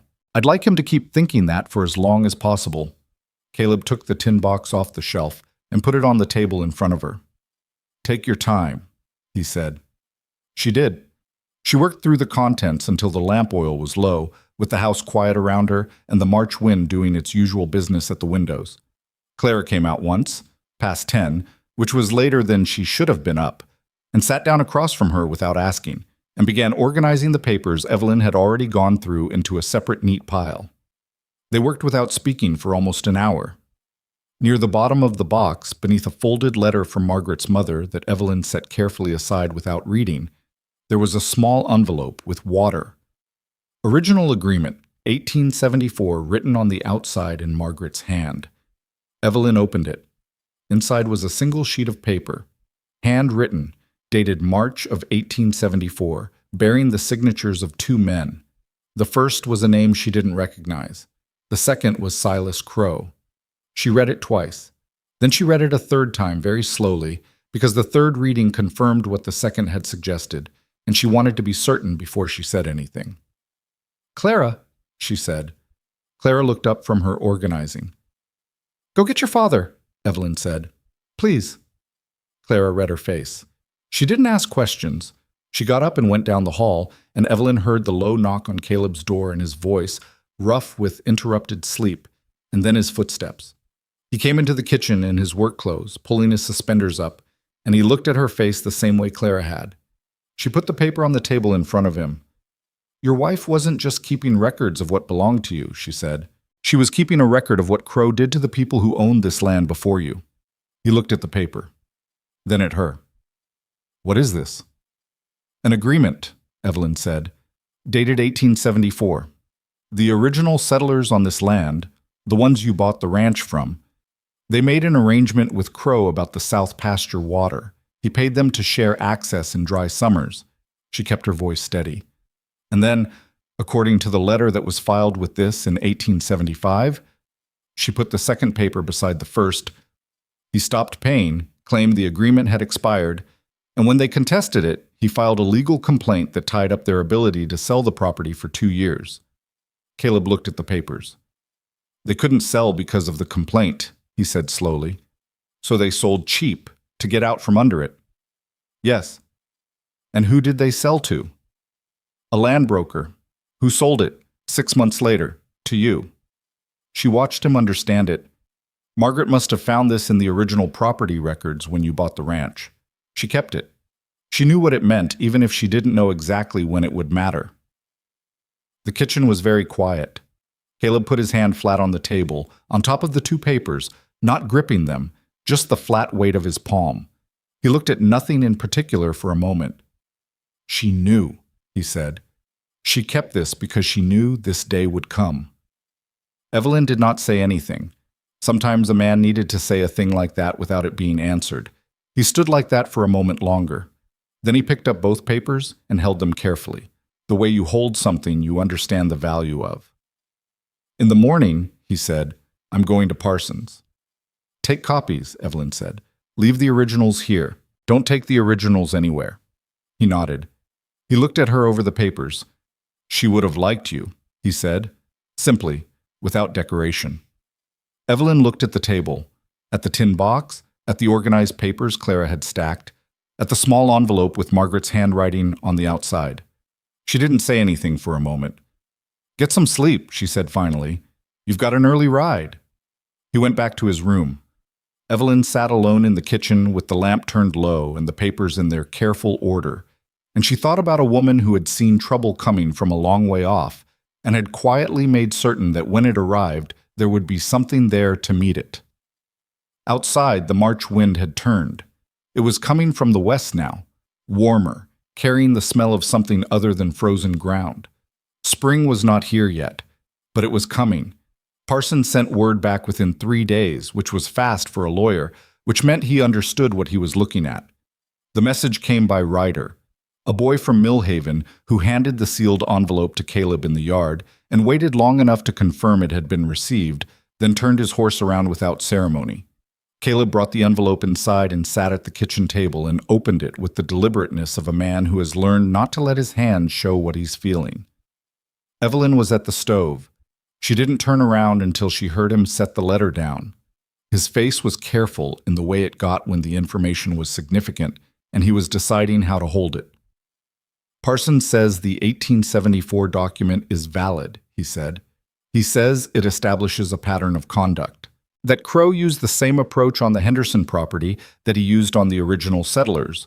First an access agreement, then a dispute, then a legal complication that made the property unsellable until the owners were desperate." He paused. "He says if there are other properties where the same thing happened, the territorial court in Helena would have grounds for a fraud investigation." Evelyn turned from the stove. "How many other properties does he think there are?" "He doesn't know. He says he's heard things over the years, but nothing with documentation." Caleb looked at the letter. "He wants to know if we're willing to bring this to the territorial court." The kitchen was quiet. Benjamin was in the other room, Chick. She could hear him at his arithmetic. And Clara was outside on some errand, and Lily was asleep in the afternoon nap she still took at 5, and it was just the two of them at the table with the letter between them and the sound of the stove doing its work. "What does bringing it to the territorial court mean?" Evelyn asked. "Practically. It means Crow finds out we have it. It means he knows we're not just refusing his offer. We're coming at him with something." He set the letter flat on the table. "It means this doesn't stay quiet." "It was never going to stay quiet," she said. He looked at her. "He's going to keep coming," she said. "You know that. Another offer, another proxy, another approach. He's been working this kind of plan for years, and he doesn't stop because someone says no politely. The only thing that stops a man like that is something that costs him more than the prize is worth." She paused. "Right now the prize is the South Pasture, but it's not really the South Pasture. It's the water. And the water gives him leverage over every rancher on this side of the ridge for the next 30 years. Caleb sat back. "If we go to the territorial court and we lose, what does Parsons say about losing?" "He says the document is strong. He says the pattern of conduct makes a compelling case. He says he can't guarantee anything because nothing in territorial court is guaranteed, but he thinks a judge would take it seriously." He looked at the ceiling briefly, the look of a man running calculations. "He also says Crow has money for lawyers, real lawyers, Helena lawyers. Parsons is a real lawyer. Parsons handles wills and fence disputes and the occasional horse theft." He said it without disparagement, just factually. "Crow will bring in someone from back east." Evelyn thought about this. "Then we need more than one property on record. If it's just us, it looks like a dispute between neighbors. If there are 3 properties with the same pattern, the same language in the access agreements, the same kind of legal complication appearing right when the owners needed to sell, it stops being a dispute and starts being something a judge can see from across a room." Caleb was quiet for a moment. "The Hendersons left," he said. "Went to Oregon. I don't know if they'd come back for this. Do you have an address for them?" "Margaret might." He looked at the tin box, which had become a permanent fixture on the kitchen shelf. "She kept up with most people who left." "Look." He looked. There were 3 letters from a Mrs. Henderson. She had written Margaret in the first year after they left, and Margaret had kept the letters with the return address on the outside in her own hand, the way people did when they understood that addresses were information worth preserving. Oregon City. A street name. A family that had been run off land they'd held for 8 years and had spent 3 years since, by the distance and the silence of their letters, trying to forget it. "Write to them," Evelyn said. "They might not want to be involved." "They might not, but they deserve to know that the same thing he did to them, he's been doing to others, and that there's documentation now." She looked at him steadily. "Let them decide." Caleb wrote the letter that evening.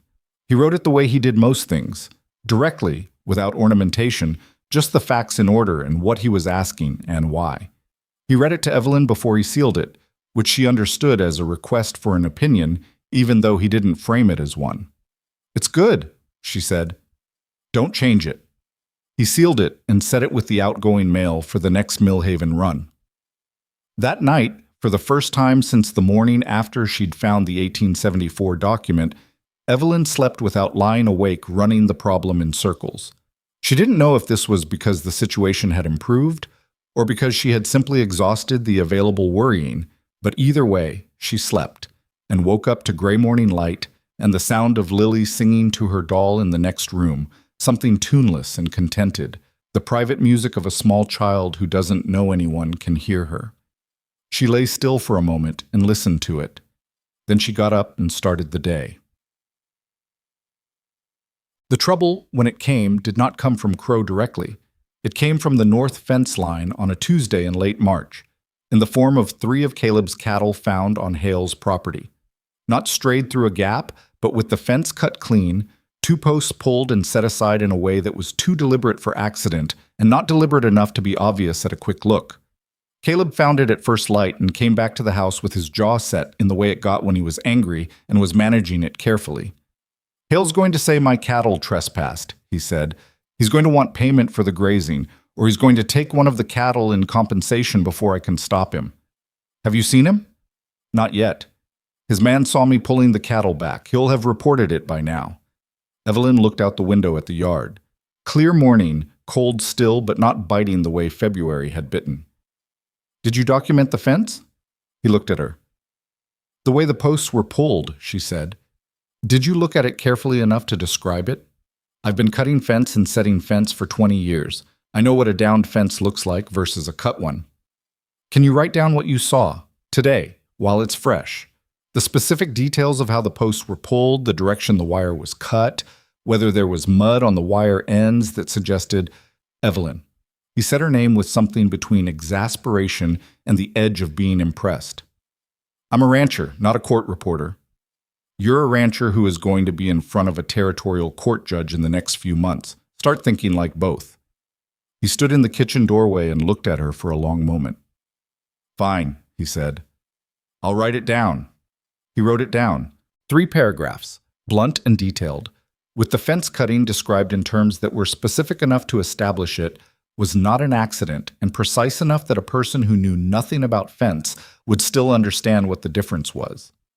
Evelyn read it and told him it was good, and they put it in the tin box next to Margaret's documents. Hale came that afternoon. He came with his man, a large, quiet person who stood slightly behind and to the right of him in the way of a man whose job was to make the person in front seem more substantial. Hale himself came to the door and knocked, and when Caleb opened it, he had on his face the expression of a man performing reasonableness. Your cattle were on my land this morning, Hale said. My cattle went through a cut fence, Caleb said. I've documented the cut. If you want to discuss it, come in. Hale looked past Caleb into the hallway. Evelyn was at the kitchen table and she knew he could see her and she did not move. He came in. They sat at the kitchen table, Caleb, Hale, and Evelyn, with Hale's man staying in the hallway, which was an interesting choice that suggested Hale wasn't as comfortable as he was performing. Claire had taken Benjamin and Lily outside at Evelyn's suggestion, given before Hale arrived, worded as a request for air and exercise and understood by Clara immediately as something else. Hale made his argument about the cattle. He was measured and civil about it in the way of a man who wanted it recorded, if anyone ever asked, that he had been measured and civil. He believed the cattle had trespassed. He was owed compensation. He was willing to be reasonable about the terms. Caleb put the written description of the fence on the table. The fence was cut, he said. I've documented the specifics. This is dated today before your visit. He looked at Hale without particular heat. If your property was damaged by my cattle while they were through a cut fence on your side, that's something we can discuss. But trespass requires the cattle to have crossed on their own, and I don't believe that's what happened here. Hale looked at the paper, not with surprise exactly, more with the recalibration of a man who has run an operation for several years and encountered an unexpected variable. He looked at Evelyn. You've been busy, he said to her directly. I've been teaching, she said. Children learn better when the people around them take documentation seriously. Something moved across his face. Not quite anger, something more considered than that. He looked back at Caleb. Mr. Whitlock, you're making this more complicated than it needs to be. You cut my fence and moved my cattle onto your property, Caleb said. That was the complicated part. The rest is just paperwork. Hale sat with that for a moment. Then he stood up. Mr. Crow is a patient man, he said pleasantly to the middle distance. But patience has a natural end. So does patience, Caleb said. On our end, too. Hale left. His man followed. They watched from the window as the horses went down the track, and when they were gone, Caleb turned from the window and rubbed the back of his neck and let out a breath that carried about 3 weeks of contained tension in it. He's not going to stop, he said. No, Evelyn said. He's going to escalate. What's the next move? She had been thinking about this since the fence. He's been working gradually. Offers, then pressure, then this. He's testing how much each step costs him before he takes the next one. The fence cutting was low risk for him. It could have been an accident. It's deniable. She looked at the table. The next step won't be deniable. What does that mean? It means we need to move faster than he expects. She looked up at him. Parsons needs to file with the territorial court before Crow does anything that requires us to be on the defensive. If we're the ones who brought the fraud complaint, we control the timing. If we're responding to something he does, we're behind. Caleb thought about this. Parsons said he'd need another 2 weeks to prepare the filing. Tell him one. Evelyn, tell him 1 week and tell him why. He knows what Crow does when people take too long. Caleb looked at her with the expression she had come to recognize as the one he got when she had said something he was going to do, and hadn't entirely caught up to yet. All right, he said. I'll ride in tomorrow. But he didn't ride in tomorrow because that night the weather turned. It came fast, the way late March storms came in Montana, without the long buildup of winter weather. Just a shift in the pressure that anyone who had lived here more than one season could feel in the air in the late afternoon. A heaviness that meant business. By dark, it was snowing. By midnight, it was a full storm, the kind that made the windows flex and put 2 inches of new snow against the door by morning. It lasted 4 days. 4 days of enforced proximity, and children who had already used up most of their indoor patience in February, and Caleb doing what he could to check the animals between gusts, coming in cold and wet and going out again, and Evelyn holding the household together by sheer organizational will and the accumulated knowledge of what this family needed and in what order. On the second day, Benjamin developed a cough again. Not the serious chest cough of winter, just the kind a person gets when they're cooped up and the air is dry. But it was enough to make everyone in the house go careful and watchful in a way they hadn't since January. That particular collective holding of breath that a family does when someone has been sick before and might be sick again. She made him a steam tent with a blanket and a bowl of hot water and sat with him while he breathed it, and he complained about it in the specific bored way of a child who is not seriously ill but is inconvenienced, which was reassuring. "This is terrible," he said from under the blanket. "It's helping." "How can you tell?" "Because you're complaining instead of sleeping." He was quiet for a moment. Then from under the blanket, "Is Pa going to be okay with Crow?" She looked at the shape of him under the blanket. "Where did that come from?" "I've been thinking about it. During the storm." The blanket moved slightly as he shifted. "I understand the strategy now. What Crow is trying to do. He's trying to make everything cost more than it's worth, so Pa gives up." "That's right," she said. "But we have the documents." "We have the documents. So we're ahead. We're ahead in the information. We're not ahead in the resources. Crow has more money for lawyers and more time." She said this carefully, because Benjamin had demonstrated consistently that he handled honest information better than managed information, and treating him like a child who needed things softened had never served him. But being ahead in the information is not nothing. It's significant. Courts care about evidence. The blanket moved again. He emerged from it slightly, just his face, red-cheeked from the steam. "Evelyn." "Yes." "Are you going to stay?" The question landed with the particular weight of a question that has been building for a while before it came out. He was looking at her with his fever-bright eyes and his steam-flushed face and the directness of a child who had decided that the only adults worth talking to were the ones who told you the truth. She looked at him for a moment. "I don't know yet," she said. "That's an honest answer." He seemed to think about whether he accepted this. "Do you want to?" She looked at the bowl of steaming water. "That's a more complicated question." "Why?" "Because wanting something and it being the right thing aren't always the same question." He considered this. "Mama used to say that too. Not those exact words, but that same thing." He pulled the blanket back over his face, but not before she saw the expression on it, which was the expression of a child filing something important. "I think you want to," he said from under the blanket. She put her hand briefly on the top of his blanket-covered head and went back to the kitchen without saying anything else. The storm broke on the fourth day, clearing overnight into one of those sharp, brilliant mornings that came after Montana storms like an apology. Sky an impossible blue, snow on everything making the world look new and slightly too bright to look at directly. Caleb was out before first light to check the animals. Evelyn had coffee ready when he came back, and he sat down and drank it in the silence of a man running an inventory of what the storm had and hadn't cost him. "North fence is down again," he said. "Different section this time."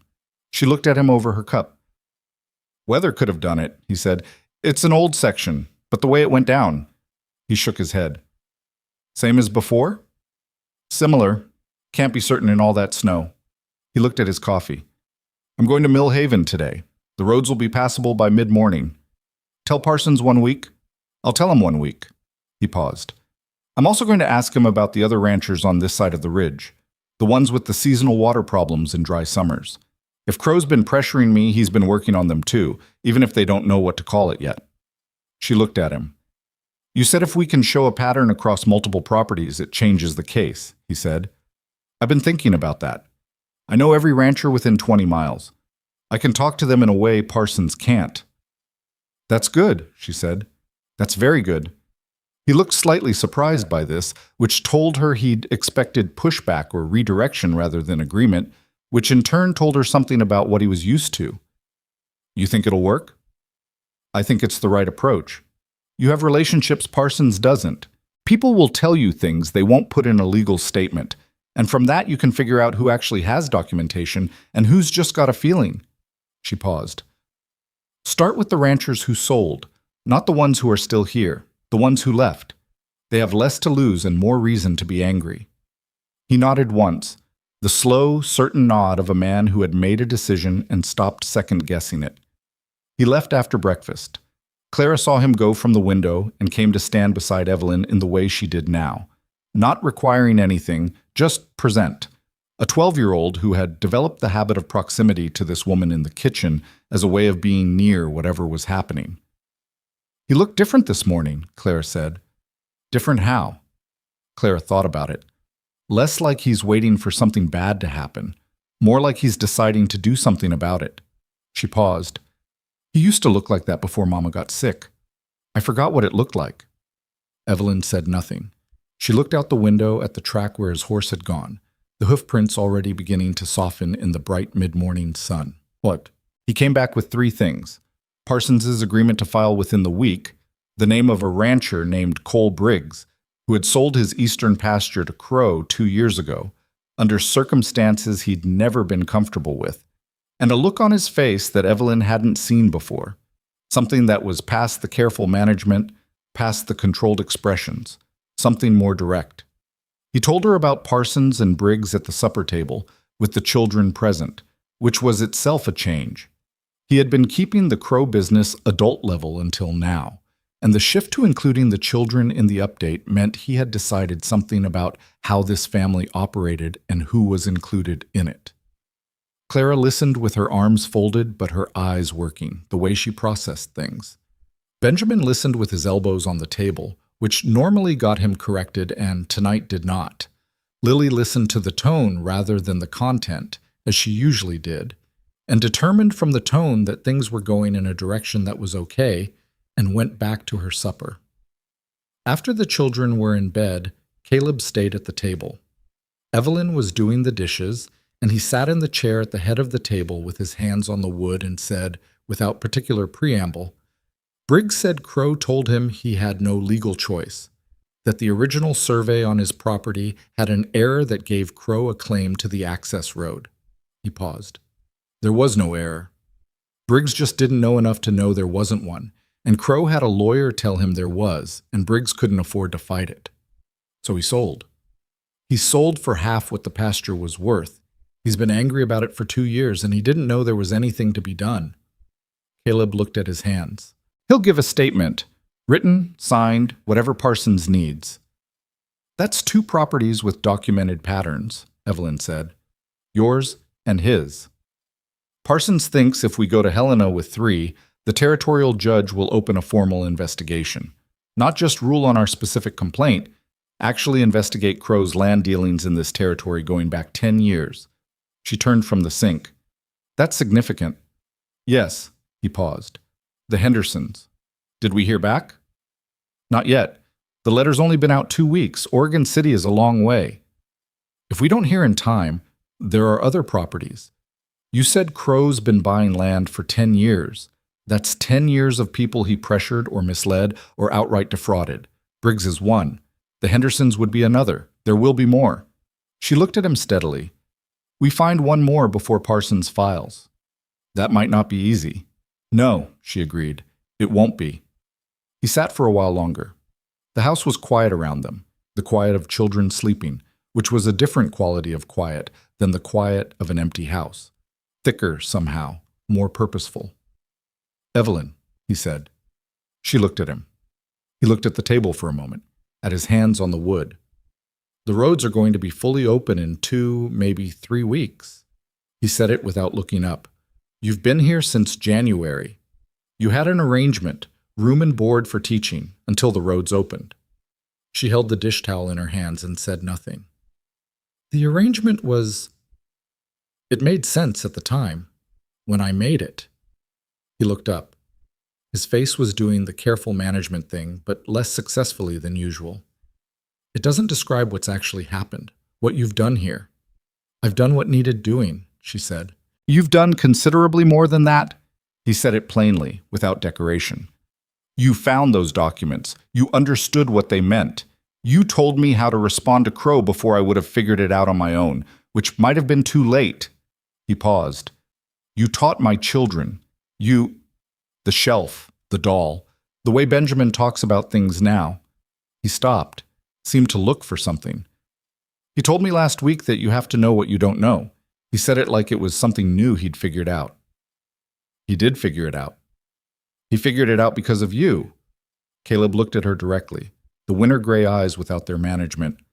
"The roads are going to open, and I don't want you to go." The kitchen was very quiet. She held the dish towel. "That's not a..." He stopped. Started again. "I'm not saying that because I need a teacher for the children. I'm not saying it because of Crow or the documents, or because you're useful in a crisis." He looked frustrated with himself, the specific frustration of a man who communicates in function and practicality and is attempting something that doesn't fit those categories. "I'm saying it because this house has been... It's been more like itself since you came, and I didn't expect that, and I don't know what to do with it." Evelyn put the dish towel down on the counter. She thought about the morning after she arrived, standing on the porch with her brown coat and her carefully pinned hair and the look on his face that she had described to herself as the look of a man who had made a bad investment. She thought about the narrow bed and the 10 minutes she had given herself and the primer she had taken to Benjamin's room that first night because there was nothing else to do with herself. She thought about Clara with the photograph in the lamplight, Lily and the button, Benjamin's face from under the steam blanket. She thought about the survey in Margaret's handwriting and the 1874 document at the bottom of the tin box, and the way a woman she had never met had kept every record with the careful precision of someone building a defense against something she could see coming, but couldn't stop alone. "I'm not easy to have in a house," she said. "I'm opinionated, and I take over things I think could be done better, and I have strong feelings about documentation." I noticed. "I wasn't made for quiet arrangements. I'm not going to sit in a corner and be grateful. I know that. And I can't."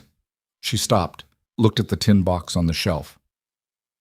"I can't give you more children. That doesn't change. That will never change." "I know that too," he said. "I've had time to think about what I actually need versus what I thought I needed in January." He paused. "They're not the same list." She looked at him. He was not a smooth man.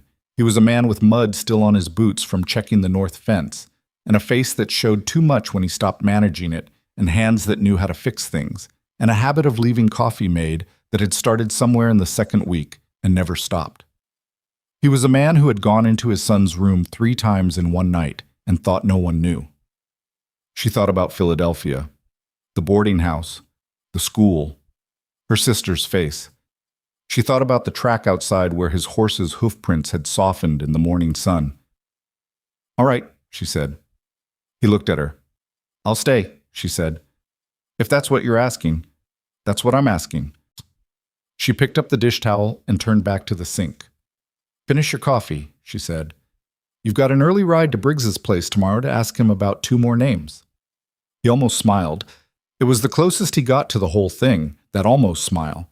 And she didn't turn around to see it, but she heard it somehow, in the small shift in the air of the kitchen.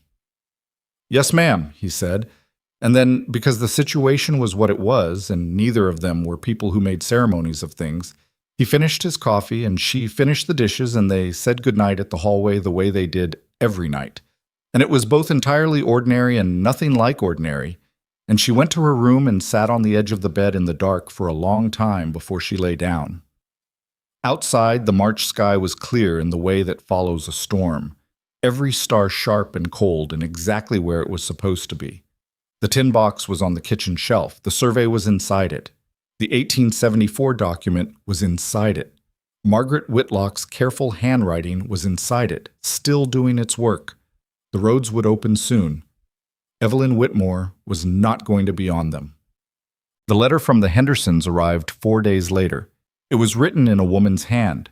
Mrs. Henderson, Evelyn guessed, from the quality of it, from the care taken with the words. And it was 2 pages long, and it said yes. It said yes to the statement, yes to the documentation, yes to the territorial court. And at the end, in a paragraph that was briefer and more careful than the rest, it said that they had been waiting 2 years to hear that someone had found a way to do something about Silas Crow, and that if Evelyn Whitmore was the one who had found it, they were glad she had been where she was when she found it. Caleb read the letter at the kitchen table with the afternoon light coming through the window, and Clara was there, and Benjamin, and Lily was on the floor with her doll, and when he set the letter down, he looked at Evelyn across the table with an expression that had something in it she did not try to name. 3 properties, she said. 3 properties, he said. She looked at the letter, at Mrs. Henderson's handwriting, at the yes that was going to matter. Send it to Parsons today, she said. He did. Parsons filed with the territorial court on a Thursday in early April, and by Saturday morning the news had done what news did in a small community.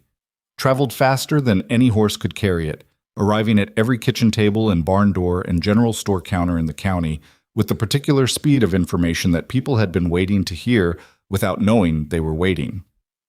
Evelyn learned this from Mrs. Garrett, who appeared at the ranch door on Saturday afternoon with a pie that was both a pie and a statement. 3 properties, Mrs. Garrett said, sitting at the kitchen table with her coat still on. Parsons told my husband. He said it was the cleanest fraud case he'd put together in 20 years of practice. She looked at Evelyn with the direct assessment she always used. He also said a woman found the key document. The document found itself, Evelyn said. It had been in that tin box for years. Someone had to open the box. Evelyn cut the pie and did not argue the point. Mrs. Garrett stayed for an hour. She talked about the community reaction, which was, as best she could describe it, a complicated mixture of satisfaction and unease. The satisfaction of people who had suspected something wrong for years and were now seeing it named, and the unease of people who understood that naming it would have consequences that had not yet arrived. Crow had money. Crow had lawyers coming from Helena. The territorial court had agreed to open an investigation but had not ruled on anything. The situation was not resolved. It was correctly described. People are watching, Mrs. Garrett said at the door when she left. More than you probably realize. Watching what? Evelyn asked. Mrs. Garrett looked at her steadily. Watching to see what kind of people you are when it gets harder, she said. Because it's going to get harder before it gets settled. She was right. It got harder within the week. Crow's response to the territorial filing was not legal. Not initially. The legal response came later in the form of a Helena lawyer named Whitfield, who sent a letter to Parsons that was 19 pages long and contested every element of the fraud complaint with the kind of exhaustive precision that costs a great deal of money to produce and is designed to make the other side calculate whether they can afford to continue. Parsons wrote back. Whitfield wrote back again. The correspondence became its own kind of weather, arriving regularly, requiring attention, consuming hours that Caleb did not have, and Parsons billed for at rates that were reasonable by Helena standards, and quietly alarming by Millhaven ones. But before the legal letters, there was the fire. It started in the South Barn on a Wednesday night in the 3rd week of April, and Evelyn woke to the smell of it before she heard anything, that particular wrongness in the air that her sleeping mind registered as danger before she was fully conscious enough to name what kind. She was out of bed and in the hallway in seconds, and she could see the orange light through the window at the end of the hall before she'd processed what it meant. And she was banging on Caleb's door and shouting his name, and he was already moving, already awake, the way a man sleeps when he has livestock to protect and has learned to come fully alert at the first signal. They got the horses out. That was the priority, The horses and the 2 milk cows and the equipment near the main doors, everything that could be led or carried in the time they had, while the south end of the barn took the fire and held it in a way that told her someone who knew barns had set it at the end where the wind would carry it forward into the structure rather than away from it. Clara was there. She had come out without being woken, already pulling the smaller animals, already understanding what needed to happen.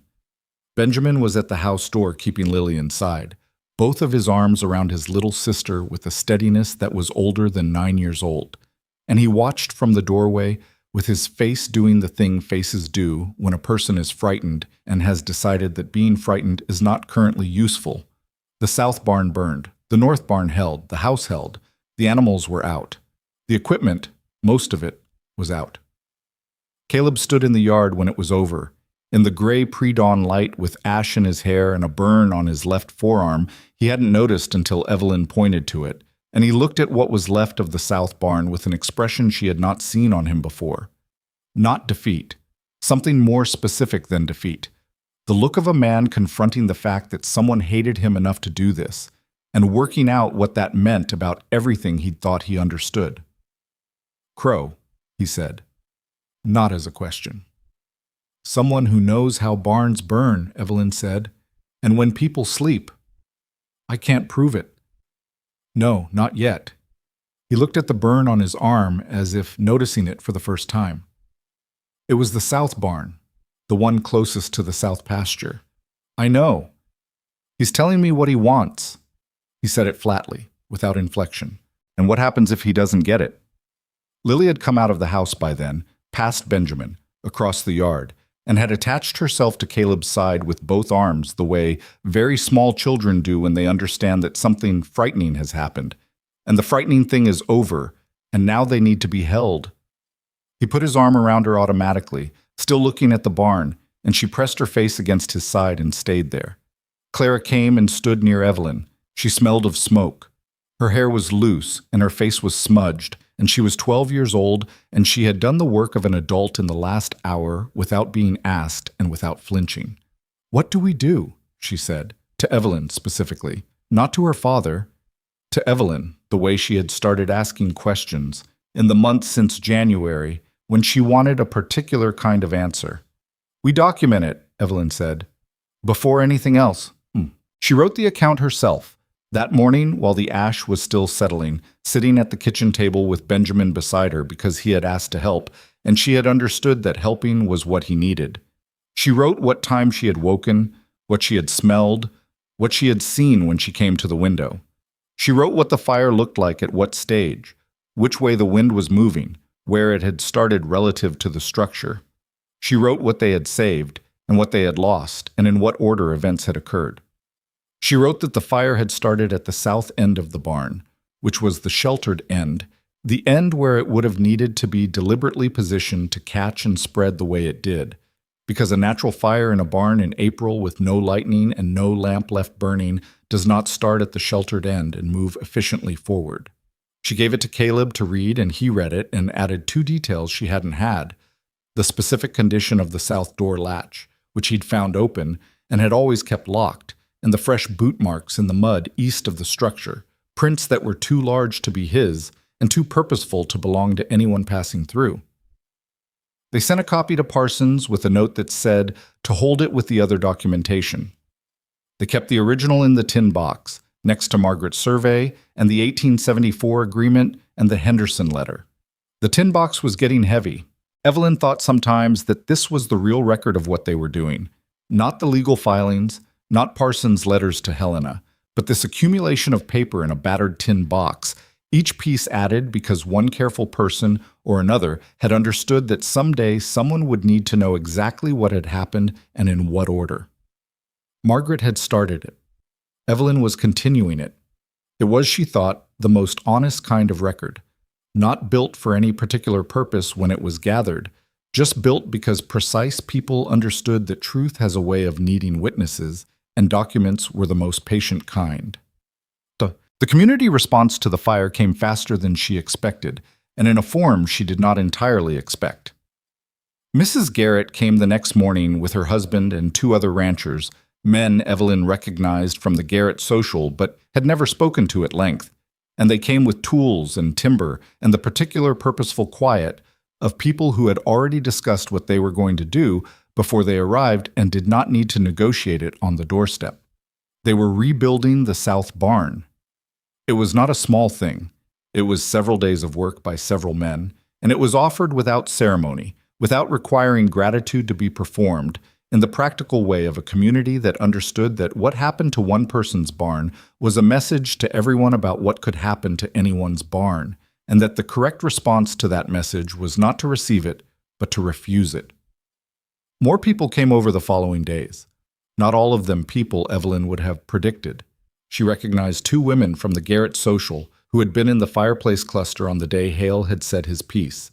Women who had not been friendly and who came now anyway, with food and with their husbands, and without any acknowledgement that there had been an earlier position from which they were departing.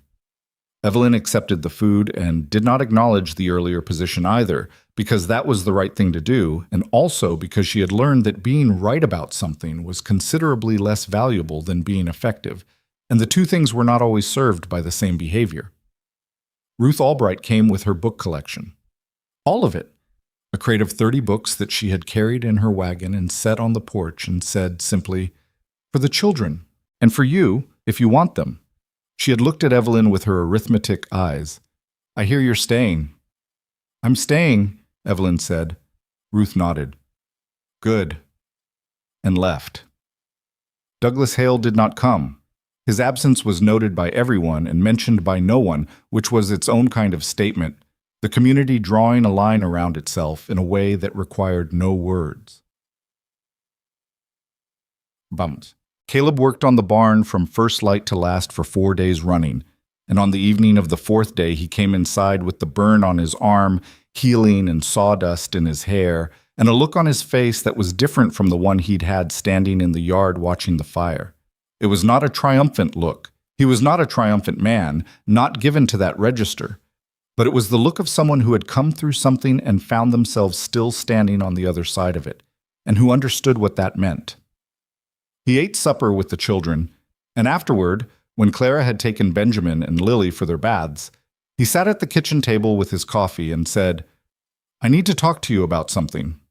She sat down across from him. Whitfield, Crow's lawyer, sent another letter to Parsons. He turned the coffee cup in his hands. He's arguing that the 1874 document is inadmissible because it was acquired from property records during a private transaction and wasn't properly registered with the Territorial Land Office. Is he right? Parsons says no. He says it was part of the original property transfer documentation and is fully admissible, but Whitfield is going to argue it. He paused. He's also questioning the Henderson statement on the grounds that they sold voluntarily and any dispute they had with Crow was settled at the time of sale. They sold because they felt they had no choice. I know that. Parsons knows that. Whitfield is arguing the legal version, not the human version. He looked at his coffee. We need someone who can speak to the human version, in court, in person. The Hendersons. They said yes to a written statement. I don't know if they'll come to Helena for a territorial hearing. He looked at her. I was thinking you should write to Mrs. Henderson. Not Parsons, not me. You. She looked at him. Why me? Because you wrote the first letter that got a response. He said it simply. She wrote back to us because of how that letter was written. You wrote half of it. This was true. She had drafted the second page of his letter, the part that had named specifically what had been done to the previous owners, and why the documentation mattered. The part that had been written not in the language of legal complaint, but in the language of one person telling another person the truth about a thing that had been done to them both. I'll write to her, Evelyn said. She wrote the letter that night, after the house was quiet. She wrote it at the kitchen table with the lamp turned up and the tin box beside her, not because she needed to consult the documents, but because having them there felt right. Because Mrs. Henderson's husband had signed the 1874 agreement, had trusted a man he should not have trusted, had lost something that had taken years to build, and deserved to know that it was going to matter. She told Mrs. Henderson what had happened to the barn. She told her what Whitfield was arguing and why it mattered that someone who had been there, who had lived through what Crow did the first time, could say, in person and under oath, what that had actually been like. She did not ask for anything in the language of a request. She wrote it the way she had written the first letter, in the language of truth about a shared thing, and she told Mrs. Henderson that whatever she decided, the documentation they had already provided had made this case possible, and that meant something regardless of what the court did. She sealed the letter and put it with the outgoing mail, and did not tell herself how it would be answered, because she had learned that the only productive relationship with an uncertain outcome was to do what you could and then wait without suffering too much over the waiting. The territorial hearing in Helena was set for the second week of May. Parsons wrote out personally to tell them. He was not a man who delivered significant news by letter if he could manage otherwise, which Evelyn respected. And he sat at the kitchen table and went through what would happen and in what order, and Clara sat at the other end and listened with the same focused attention she brought to things she had decided mattered, and Benjamin sat beside her, and Lily was on the floor with her doll doing the things she did, where she appeared to be absorbed in her own business but was actually tracking everything that was said. "The judge is a man named Alderman," Parsons said. "He's been on the territorial bench for 11 years. He's not sympathetic to money for its own sake, which works in our favor. He is, however, rigorous about evidence, which means we need everything clean and in order." He looked at the tin box on the shelf. "I'll need the originals in Helena." "I'll bring them," Evelyn said. Parsons looked at her, then at Caleb. "You're both coming?" "Yes," Caleb said. "Good." Parsons looked at the table. "I should tell you. Whitfield is bringing 3 witnesses, men who will testify that Crow's land dealings have been conducted in good faith. 2 are business associates from back east. The 3rd is a surveyor who will argue that the 1874 agreement was a standard access arrangement that expired by its own terms." "Can he argue that?" Clara said, from the end of the table. Parsons looked at her with the brief recalibration of a man who had not expected the question from that direction. "He can argue it. Whether the judge agrees with the argument is different." "What does the document say? About expiration?" Parsons looked at Evelyn. Evelyn looked at Clara. "There's no expiration clause," Evelyn said. "I've read it 4 times. There's no language about the agreement expiring. The surveyor Whitfield brought will have to construct that interpretation from context rather than from the text itself." Clara nodded once, with the satisfied finality of a person who has confirmed what they suspected. Parsons watched her for a moment. "Your daughter has a legal mind," he said to Caleb. "She has her mother's mind," Caleb said. There was a small silence, and then Parsons moved on to the next item, but Evelyn caught Clara's face in the moment between the quick, unguarded expression of a child receiving something she hadn't known she needed, and then the familiar closing of it, the controlled exterior reasserting itself, but not before Evelyn had seen it. "Ma'am, the letter from Mrs. Henderson arrived 5 days before the hearing.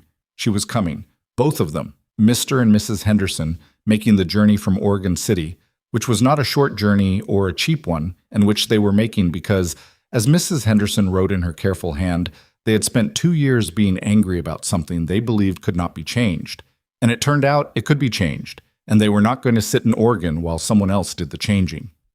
Evelyn read the letter twice and then set it on the table and went outside and stood in the yard for a moment in the early May air, which was finally warm in the way that Montana spring air eventually became warm. Not tentative anymore, not apologizing for itself, just warm, with the smell of the thawed ground and something green beginning underneath it. She stood there until she had herself collected, and then went back inside. They rode to Millhaven and took the stage to Helena, she and Caleb and Parsons, leaving the children with Mrs. Garrett, who had offered without being asked and had included in the offer the information that she would keep them busy enough that they wouldn't have time to worry, which was the right instinct, and Evelyn appreciated it. Clara had not argued about staying. She had said, the morning they left, standing in the yard with her arms not crossed for once, "Bring back something good." Not as a demand. As a statement of what she was expecting, which was both an expression of confidence and the most Clara had ever allowed herself to sound like a child who needed reassurance. "We'll try," Caleb said. "Don't try," Clara said. "Just do it." He looked at his daughter. The expression on his face was complicated and clear at the same time. The face of a man seeing exactly who his child was and being overwhelmed by it in a way he was not going to show directly. "Yes, ma'am," he said. Clara had almost smiled. Almost. What? Helena was larger than Millhaven, the way a river is larger than a creek, obviously, categorically, in every direction. The territorial court building was a serious structure, the kind built to suggest that what happened inside it was permanent, and walking into it with the tin box under her arm and Parsons beside her and Caleb just behind, Evelyn felt the full weight of what the last 4 months had been building toward. The Hendersons were already there. Mrs. Henderson was a small, contained woman in her 50s, with the look of someone who had done a great deal of difficult work and not been weakened by it. She saw Evelyn across the entrance hall and came directly, with the purposeful stride of a woman who had made a decision and was not reconsidering it. "Miss Whitmore," she said. "Mrs. Henderson, thank you for coming." "We drove 3 days to get here," Mrs. Henderson said, without complaint, just factually. "I want to see his face when the judge reads that document." She said it with a calm and specific anger that Evelyn recognized, the kind that had been held a long time and refined into something that was no longer hot, but was considerably more durable. "You may get that," Evelyn said. Mr. Henderson shook hands with Caleb with the recognition of 2 men who had been worked by the same person and survived it, and Parsons took them all to a side room and went through what would happen one more time, and Evelyn sat with the tin box on her knees and listened. And when Parsons got to the part about the 1874 document, she opened the box and took it out and set it on the table, and everyone in the room looked at it for a moment in the way people look at something that has traveled a long way and carried a lot. The hearing took 2 days. Whitfield was everything Parsons had predicted. A precise, well-dressed man from back east who handled the legal language with the fluency of someone born to it, and who made arguments that were technically sophisticated and, in the human sense, entirely hollow. He argued the 1874 agreement's expiration with the surveyor he'd brought, a man who had clearly been paid to find an interpretation and had found one, and he argued the Henderson statement with the language of voluntary transaction and settled dispute, and through all of it Crow sat at the table beside him with the pleasant, patient expression of a man who has been in rooms like this before and believes they tend to go his way. Evelyn watched Crow during Whitfield's arguments. She watched him specifically because she had found, in the years since she'd understood what kind of people existed in the world, that the most important information was usually in the person who wasn't talking. Crow sat well. He had a practiced stillness. He looked at the judge with the calm attention of a man performing confidence. But there was a moment. When Parsons put the 1874 document into evidence and the judge read it for the first time and looked up with an expression that was not the neutral face he'd been wearing, but something more specific, something that suggested he was seeing something he recognized. And in that moment, Crow's stillness shifted, just slightly, just enough that if you weren't watching for it, you wouldn't see it. Evelyn saw it. She looked back at the document in the judge's hands and thought about Margaret Whitlock writing the date on the outside of the envelope. Thought about the careful filing of a woman who understood that some things needed to be kept, not because they were immediately useful, but because they were true, and truth has a way of mattering eventually. Judge Alderman was rigorous, as Parsons had said. He asked questions. He asked Parsons questions. He asked Whitfield questions. He asked the Henderson surveyor about the language of expiration clauses in territorial land agreements, and listened to the answer with the attention of a man who already knew enough to evaluate what he was hearing. He asked Mrs. Henderson, on the second morning, to describe in her own words what had happened when Crow's lawyer had told her husband there was an error in their survey. Mrs. Henderson described it in her own words. She was not dramatic about it. She did not embellish. She said what happened in the order it happened, and what it had meant to her family, and what they had lost, and what they had done afterward. And she said all of it in the flat, precise voice of a woman who had held on to the facts of a thing for 2 years because she understood that the facts were what mattered. When she was done, there was a silence in the room. Crow's pleasant expression had not changed, but he had stopped looking at the judge. Judge Alderman took 1 day to deliberate. His ruling was 22 pages, which Parsons read on the stage back to Millhaven with the focused absorption of a man reading something that mattered to his professional life, pausing occasionally to say things like good and yes, exactly, and once, quietly. Margaret, which Evelyn understood was not addressed to her, but to the document itself, to the woman whose records had built the case. The core of it was this: Silas Crow had engaged in a systematic pattern of fraudulent land acquisition in the territory over a period not less than 10 years. The pattern involved misrepresentation of survey records, deliberate manipulation of access agreements, and the use of legal challenges to coerce sales at below market values. The territorial court found sufficient evidence to refer the matter to the territorial prosecutor for criminal investigation. The South Pasture water rights were confirmed as belonging to the Whitlock property by clear and documented title. The Hendersons were entitled to pursue civil remedy for the loss of their eastern pasture. Any further offers, approaches, or legal filings by Crow or his representatives regarding Whitlock land or Henderson land were to be considered harassment under territorial statute and would be treated accordingly. Crow had 48 hours to vacate a property he had acquired from the original Henderson sale that was now under investigation as a product of fraudulent transaction. Parsons closed the ruling and looked out the stage window at the passing landscape, and after a moment he said, "Margaret Whitlock built this case. She built it before anyone knew it was a case. She just didn't live to see it finished."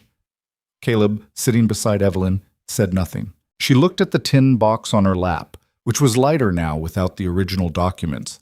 They were in Parsons' briefcase, officially entered into territorial record, where they would stay.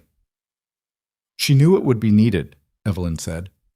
"She just made sure it would be there when it was." No. They got back to the ranch on a Thursday evening, arriving in the last of the light to find Mrs. Garrett in the kitchen with 3 children who had been kept busy in the way she'd promised, and were now at a level of barely contained need for information that was practically visible, like steam in a pot just before it boils. Clara got one look at their faces and said, "We won." "We won," Caleb said. Lily made a sound that was not quite a word and attached herself to Caleb with the determination of someone who had been patient long enough. Benjamin looked at Evelyn across the room with an expression she recognized, the expression of a child who had been running strategy in his head for days and wanted to know how the real version had compared. "The document worked?" he said. "The document worked," she said. "Your grandmother kept it, and your mother filed it, and it worked." He thought about this, nodded once with a satisfaction that was deeper than a 9-year-old should have had access to, but then Benjamin had always operated at a depth slightly below his official age.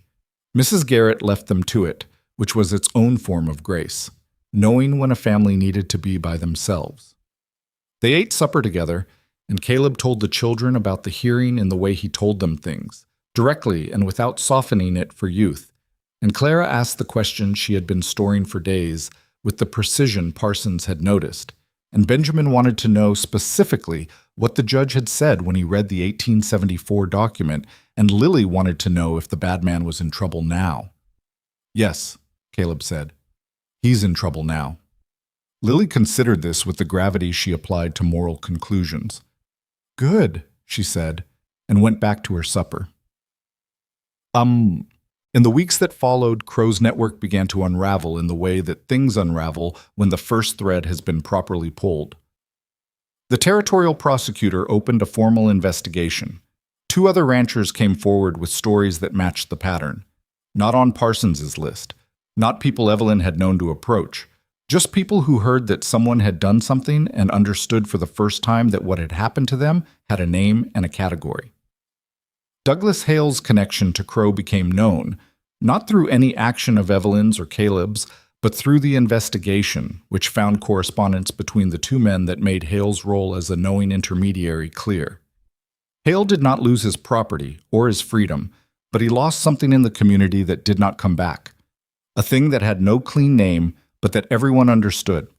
The quality of being trusted by the people around you, which once lost does not simply return because no one has formally taken it. Evelyn did not feel satisfaction about this exactly. She felt something more complicated than satisfaction. The recognition that the removal of a threat rarely felt as clean as you imagined it would when the threat was still present, that what it mostly felt like was the end of a particular kind of vigilance, the release of something you hadn't known you were holding until you were able to set it down. The marriage was in June, which was not a coincidence. June was when the light was longest and the work was manageable, and the children were out of the house enough to allow the brief ceremony at the Millhaven Justice of the Peace, with Parsons as witness and Mrs. Garrett as the second witness, and Clara and Benjamin and Lily standing outside on the steps in their good clothes, waiting. It was not a lavish thing. Caleb had asked her in the kitchen in March in the straightforward way he did things, and she had said yes in the same register, and the ceremony reflected this: two people who had decided something and were making it official without requiring the decision to be performed at a particular volume. Parsons shook Caleb's hand afterward and kissed Evelyn's cheek and said, "Congratulations," in the tone of a man who had watched the last several months and understood that the word covered a great deal of ground. Outside, Clara looked at Evelyn's dress, plain blue, the best she had, which was not particularly grand, and said, "You should have something nicer." "I'm planning to," Evelyn said. "Eventually." "I can sew," Clara said, as if this were information she was disclosing for practical rather than personal reasons. "Mama taught me. I'm actually quite good." "I know you are." Clara looked at her sideways. "You didn't know that. I've seen the way you mended Benjamin's shirt. The seam work is excellent." Clara's mouth did something it still didn't do often. It moved toward a smile, not all the way, but most of the way there. The family expression, the almost smile that was the Whitlock version of delight. "I'll make you something proper then," she said. "I would like that very much," Evelyn said. Lily had taken her hand at some point during this conversation without comment, a thing she did now with the ease of habit, and she was swinging it gently the way she did when she was content and not thinking about it. And Evelyn looked down at her and then up at the June sky over Millhaven, which was the specific blue of early summer in high country, a blue that had no gray in it at all. There are things you understand about a life only after you've lived enough of it to look back at the shape. Evelyn had believed for a long time that her value was conditional, that it depended on the things she could provide, the roles she could fill, the particular function she served in whatever arrangement she found herself in. She had not known she believed this. She had thought she was practical about her own situation, clear-eyed, realistic. She had thought the long and careful management of her own expectations was a form of wisdom. It was not wisdom. It was what happens when a person has been told, in 100 small ways over a long time, that they are acceptable only within specific parameters, and has internalized the parameters as fact. Montana taught her that this was wrong. Not gently. Montana was not a place that taught things gently, but with the particular clarity of a situation that stripped everything to function and then, in the functioning, revealed something she hadn't expected to find. She had arrived with nothing to offer, or so she had been told. She could not give the ranch more children. She was the wrong size for a frontier wife, the wrong situation for a practical arrangement, the wrong woman for a man who needed something specific, and she was not it. What she turned out to be was the woman who opened a tin box. That sounds smaller than it was. She knew it sounded smaller than it was, and she had decided she didn't particularly care, because the meaning of a thing was not in how it sounded, but in what it did. She had opened a box that a careful, loving woman had been filling for years before she died, and she had understood what was in it, and she had known what to do with what she understood, and that was, in the real accounting, in the accounting that mattered, the whole of it. Not heroic, not seamless, not the triumphant arrival of someone who had all the answers. She had been wrong about things. She had misjudged Crow's timeline twice. She had failed to anticipate Hale's role until it was visible in the fence cutting. She had spent several weeks in a cold room trying to convince herself she was not building something she was not allowed to build. She was a woman with a teaching primer and a tendency to take over the dishes and strong feelings about documentation. And she was also, it turned out, exactly what this particular family, in this particular situation, needed at exactly the moment they needed it. That convergence was not something she could have planned or predicted. It was simply what had happened. The way the right key is simply the right key, not because it was designed for that lock from the beginning, but because the fit turned out to be real. Summer settled over the ranch with the particular ease of a season that has earned itself. The south barn was fully rebuilt and smelled of new timber that would take years to acquire the smell of the old. The north fence held. The south pasture creek ran clear through July, which had been a dry summer in that particular corner of Montana, and the ranchers on the other side of the ridge came to Caleb to discuss access, which they did because that was what neighbors did, and the water was shared without ceremony because sharing it was the right thing to do, and because Caleb Whitlock was not Silas Crow. Benjamin was well. He had not had a serious chest episode since February, and he had the look of a child growing into his constitution. He was still not a large boy, probably never would be, but there was a steadiness to him now that had not been there in January. Something settled in the way he moved through the world. He had started a project of writing down the history of the ranch, which he had announced with the seriousness of someone filing a formal proposal, and which Evelyn had encouraged with books from Ruth Albright's collection and the guidance that good history required primary sources, which had sent him directly to the tin box. "Can I read everything in here?" he asked. "Ask your father," she said. He asked his father. Caleb said yes, with the addendum that everything in the box was to be treated carefully and returned exactly as found, which Benjamin received with the gravity of a person being entrusted with something important. He spent 3 afternoons working through the contents, making notes in the small, careful handwriting he'd developed, and when he was done, he brought the box back to the shelf and said to Evelyn, "She thought about everything." "Well, yes," Evelyn said. "Did she know that someone would need all of it?" "I don't think she knew exactly. I think she understood that things go wrong in ways you can't predict, and the best you can do is make sure the truth is somewhere that can be found." She looked at the box on the shelf, and she trusted the people who came after her to know what to do with it. Benjamin thought about this for a long moment. "That's a lot of trust," he said. "Yes." "For someone she never met." "Yes." He was quiet, looking at the box. "Do you think she would have—" He stopped. Started again, more carefully. "Do you think she would have minded you being here?" She looked at him. 9 years old, almost 10 now, with his careful eyes and his history project and his mother's tin box on the shelf above his head. "I think she would have minded very much if the people she loved weren't taken care of," she said, "and I think she was practical enough to care more about that than anything else." Benjamin considered this with the seriousness he gave to conclusions. Then he nodded, once, the way he nodded when something settled into place. He went back outside to whatever he'd been doing. Evelyn stood in the kitchen for a moment longer, looking at the shelf. In the evenings that summer, when the work was done and the light was long and the children were in that extended twilight state of being not quite ready for bed, Caleb and Evelyn would sometimes sit on the porch steps while the day finished, not always talking, sometimes just there. Two people who had found each other through a series of events that neither of them would have chosen, and both of them had survived, sitting in the particular quiet of people who have said what needed to be said and do not need to keep saying it. He was still not a smooth man. He still communicated in function and practicality and the occasional almost smile. He still left coffee made in the mornings. He had developed the habit of putting things he found on her work table, a stone with an interesting shape, a feather from something he couldn't identify, without comment or explanation, just setting them there and leaving them there, which was his way, she had come to understand, of saying I was thinking of you in a language that did not require saying it. She was still opinionated. She still took over things she thought could be done better, and she still had strong feelings about documentation, and she still lay awake sometimes running problems through their possible shapes before she could set them down and sleep. She was not easy. She had never claimed to be easy. Caleb had not, as it turned out, needed easy. He had needed someone who would open the box. Clara made her the dress in August.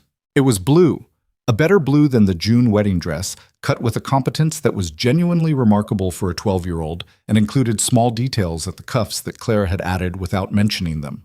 A tiny embroidered line, the kind of thing a person learns from watching someone who is very good at it and who is no longer there to show them. Evelyn put it on and stood in front of the small mirror in her room, their room now, and looked at herself in it.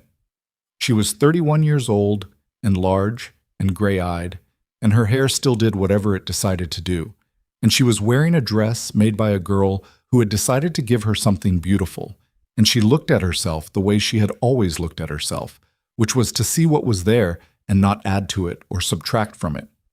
What was there was a woman who was home.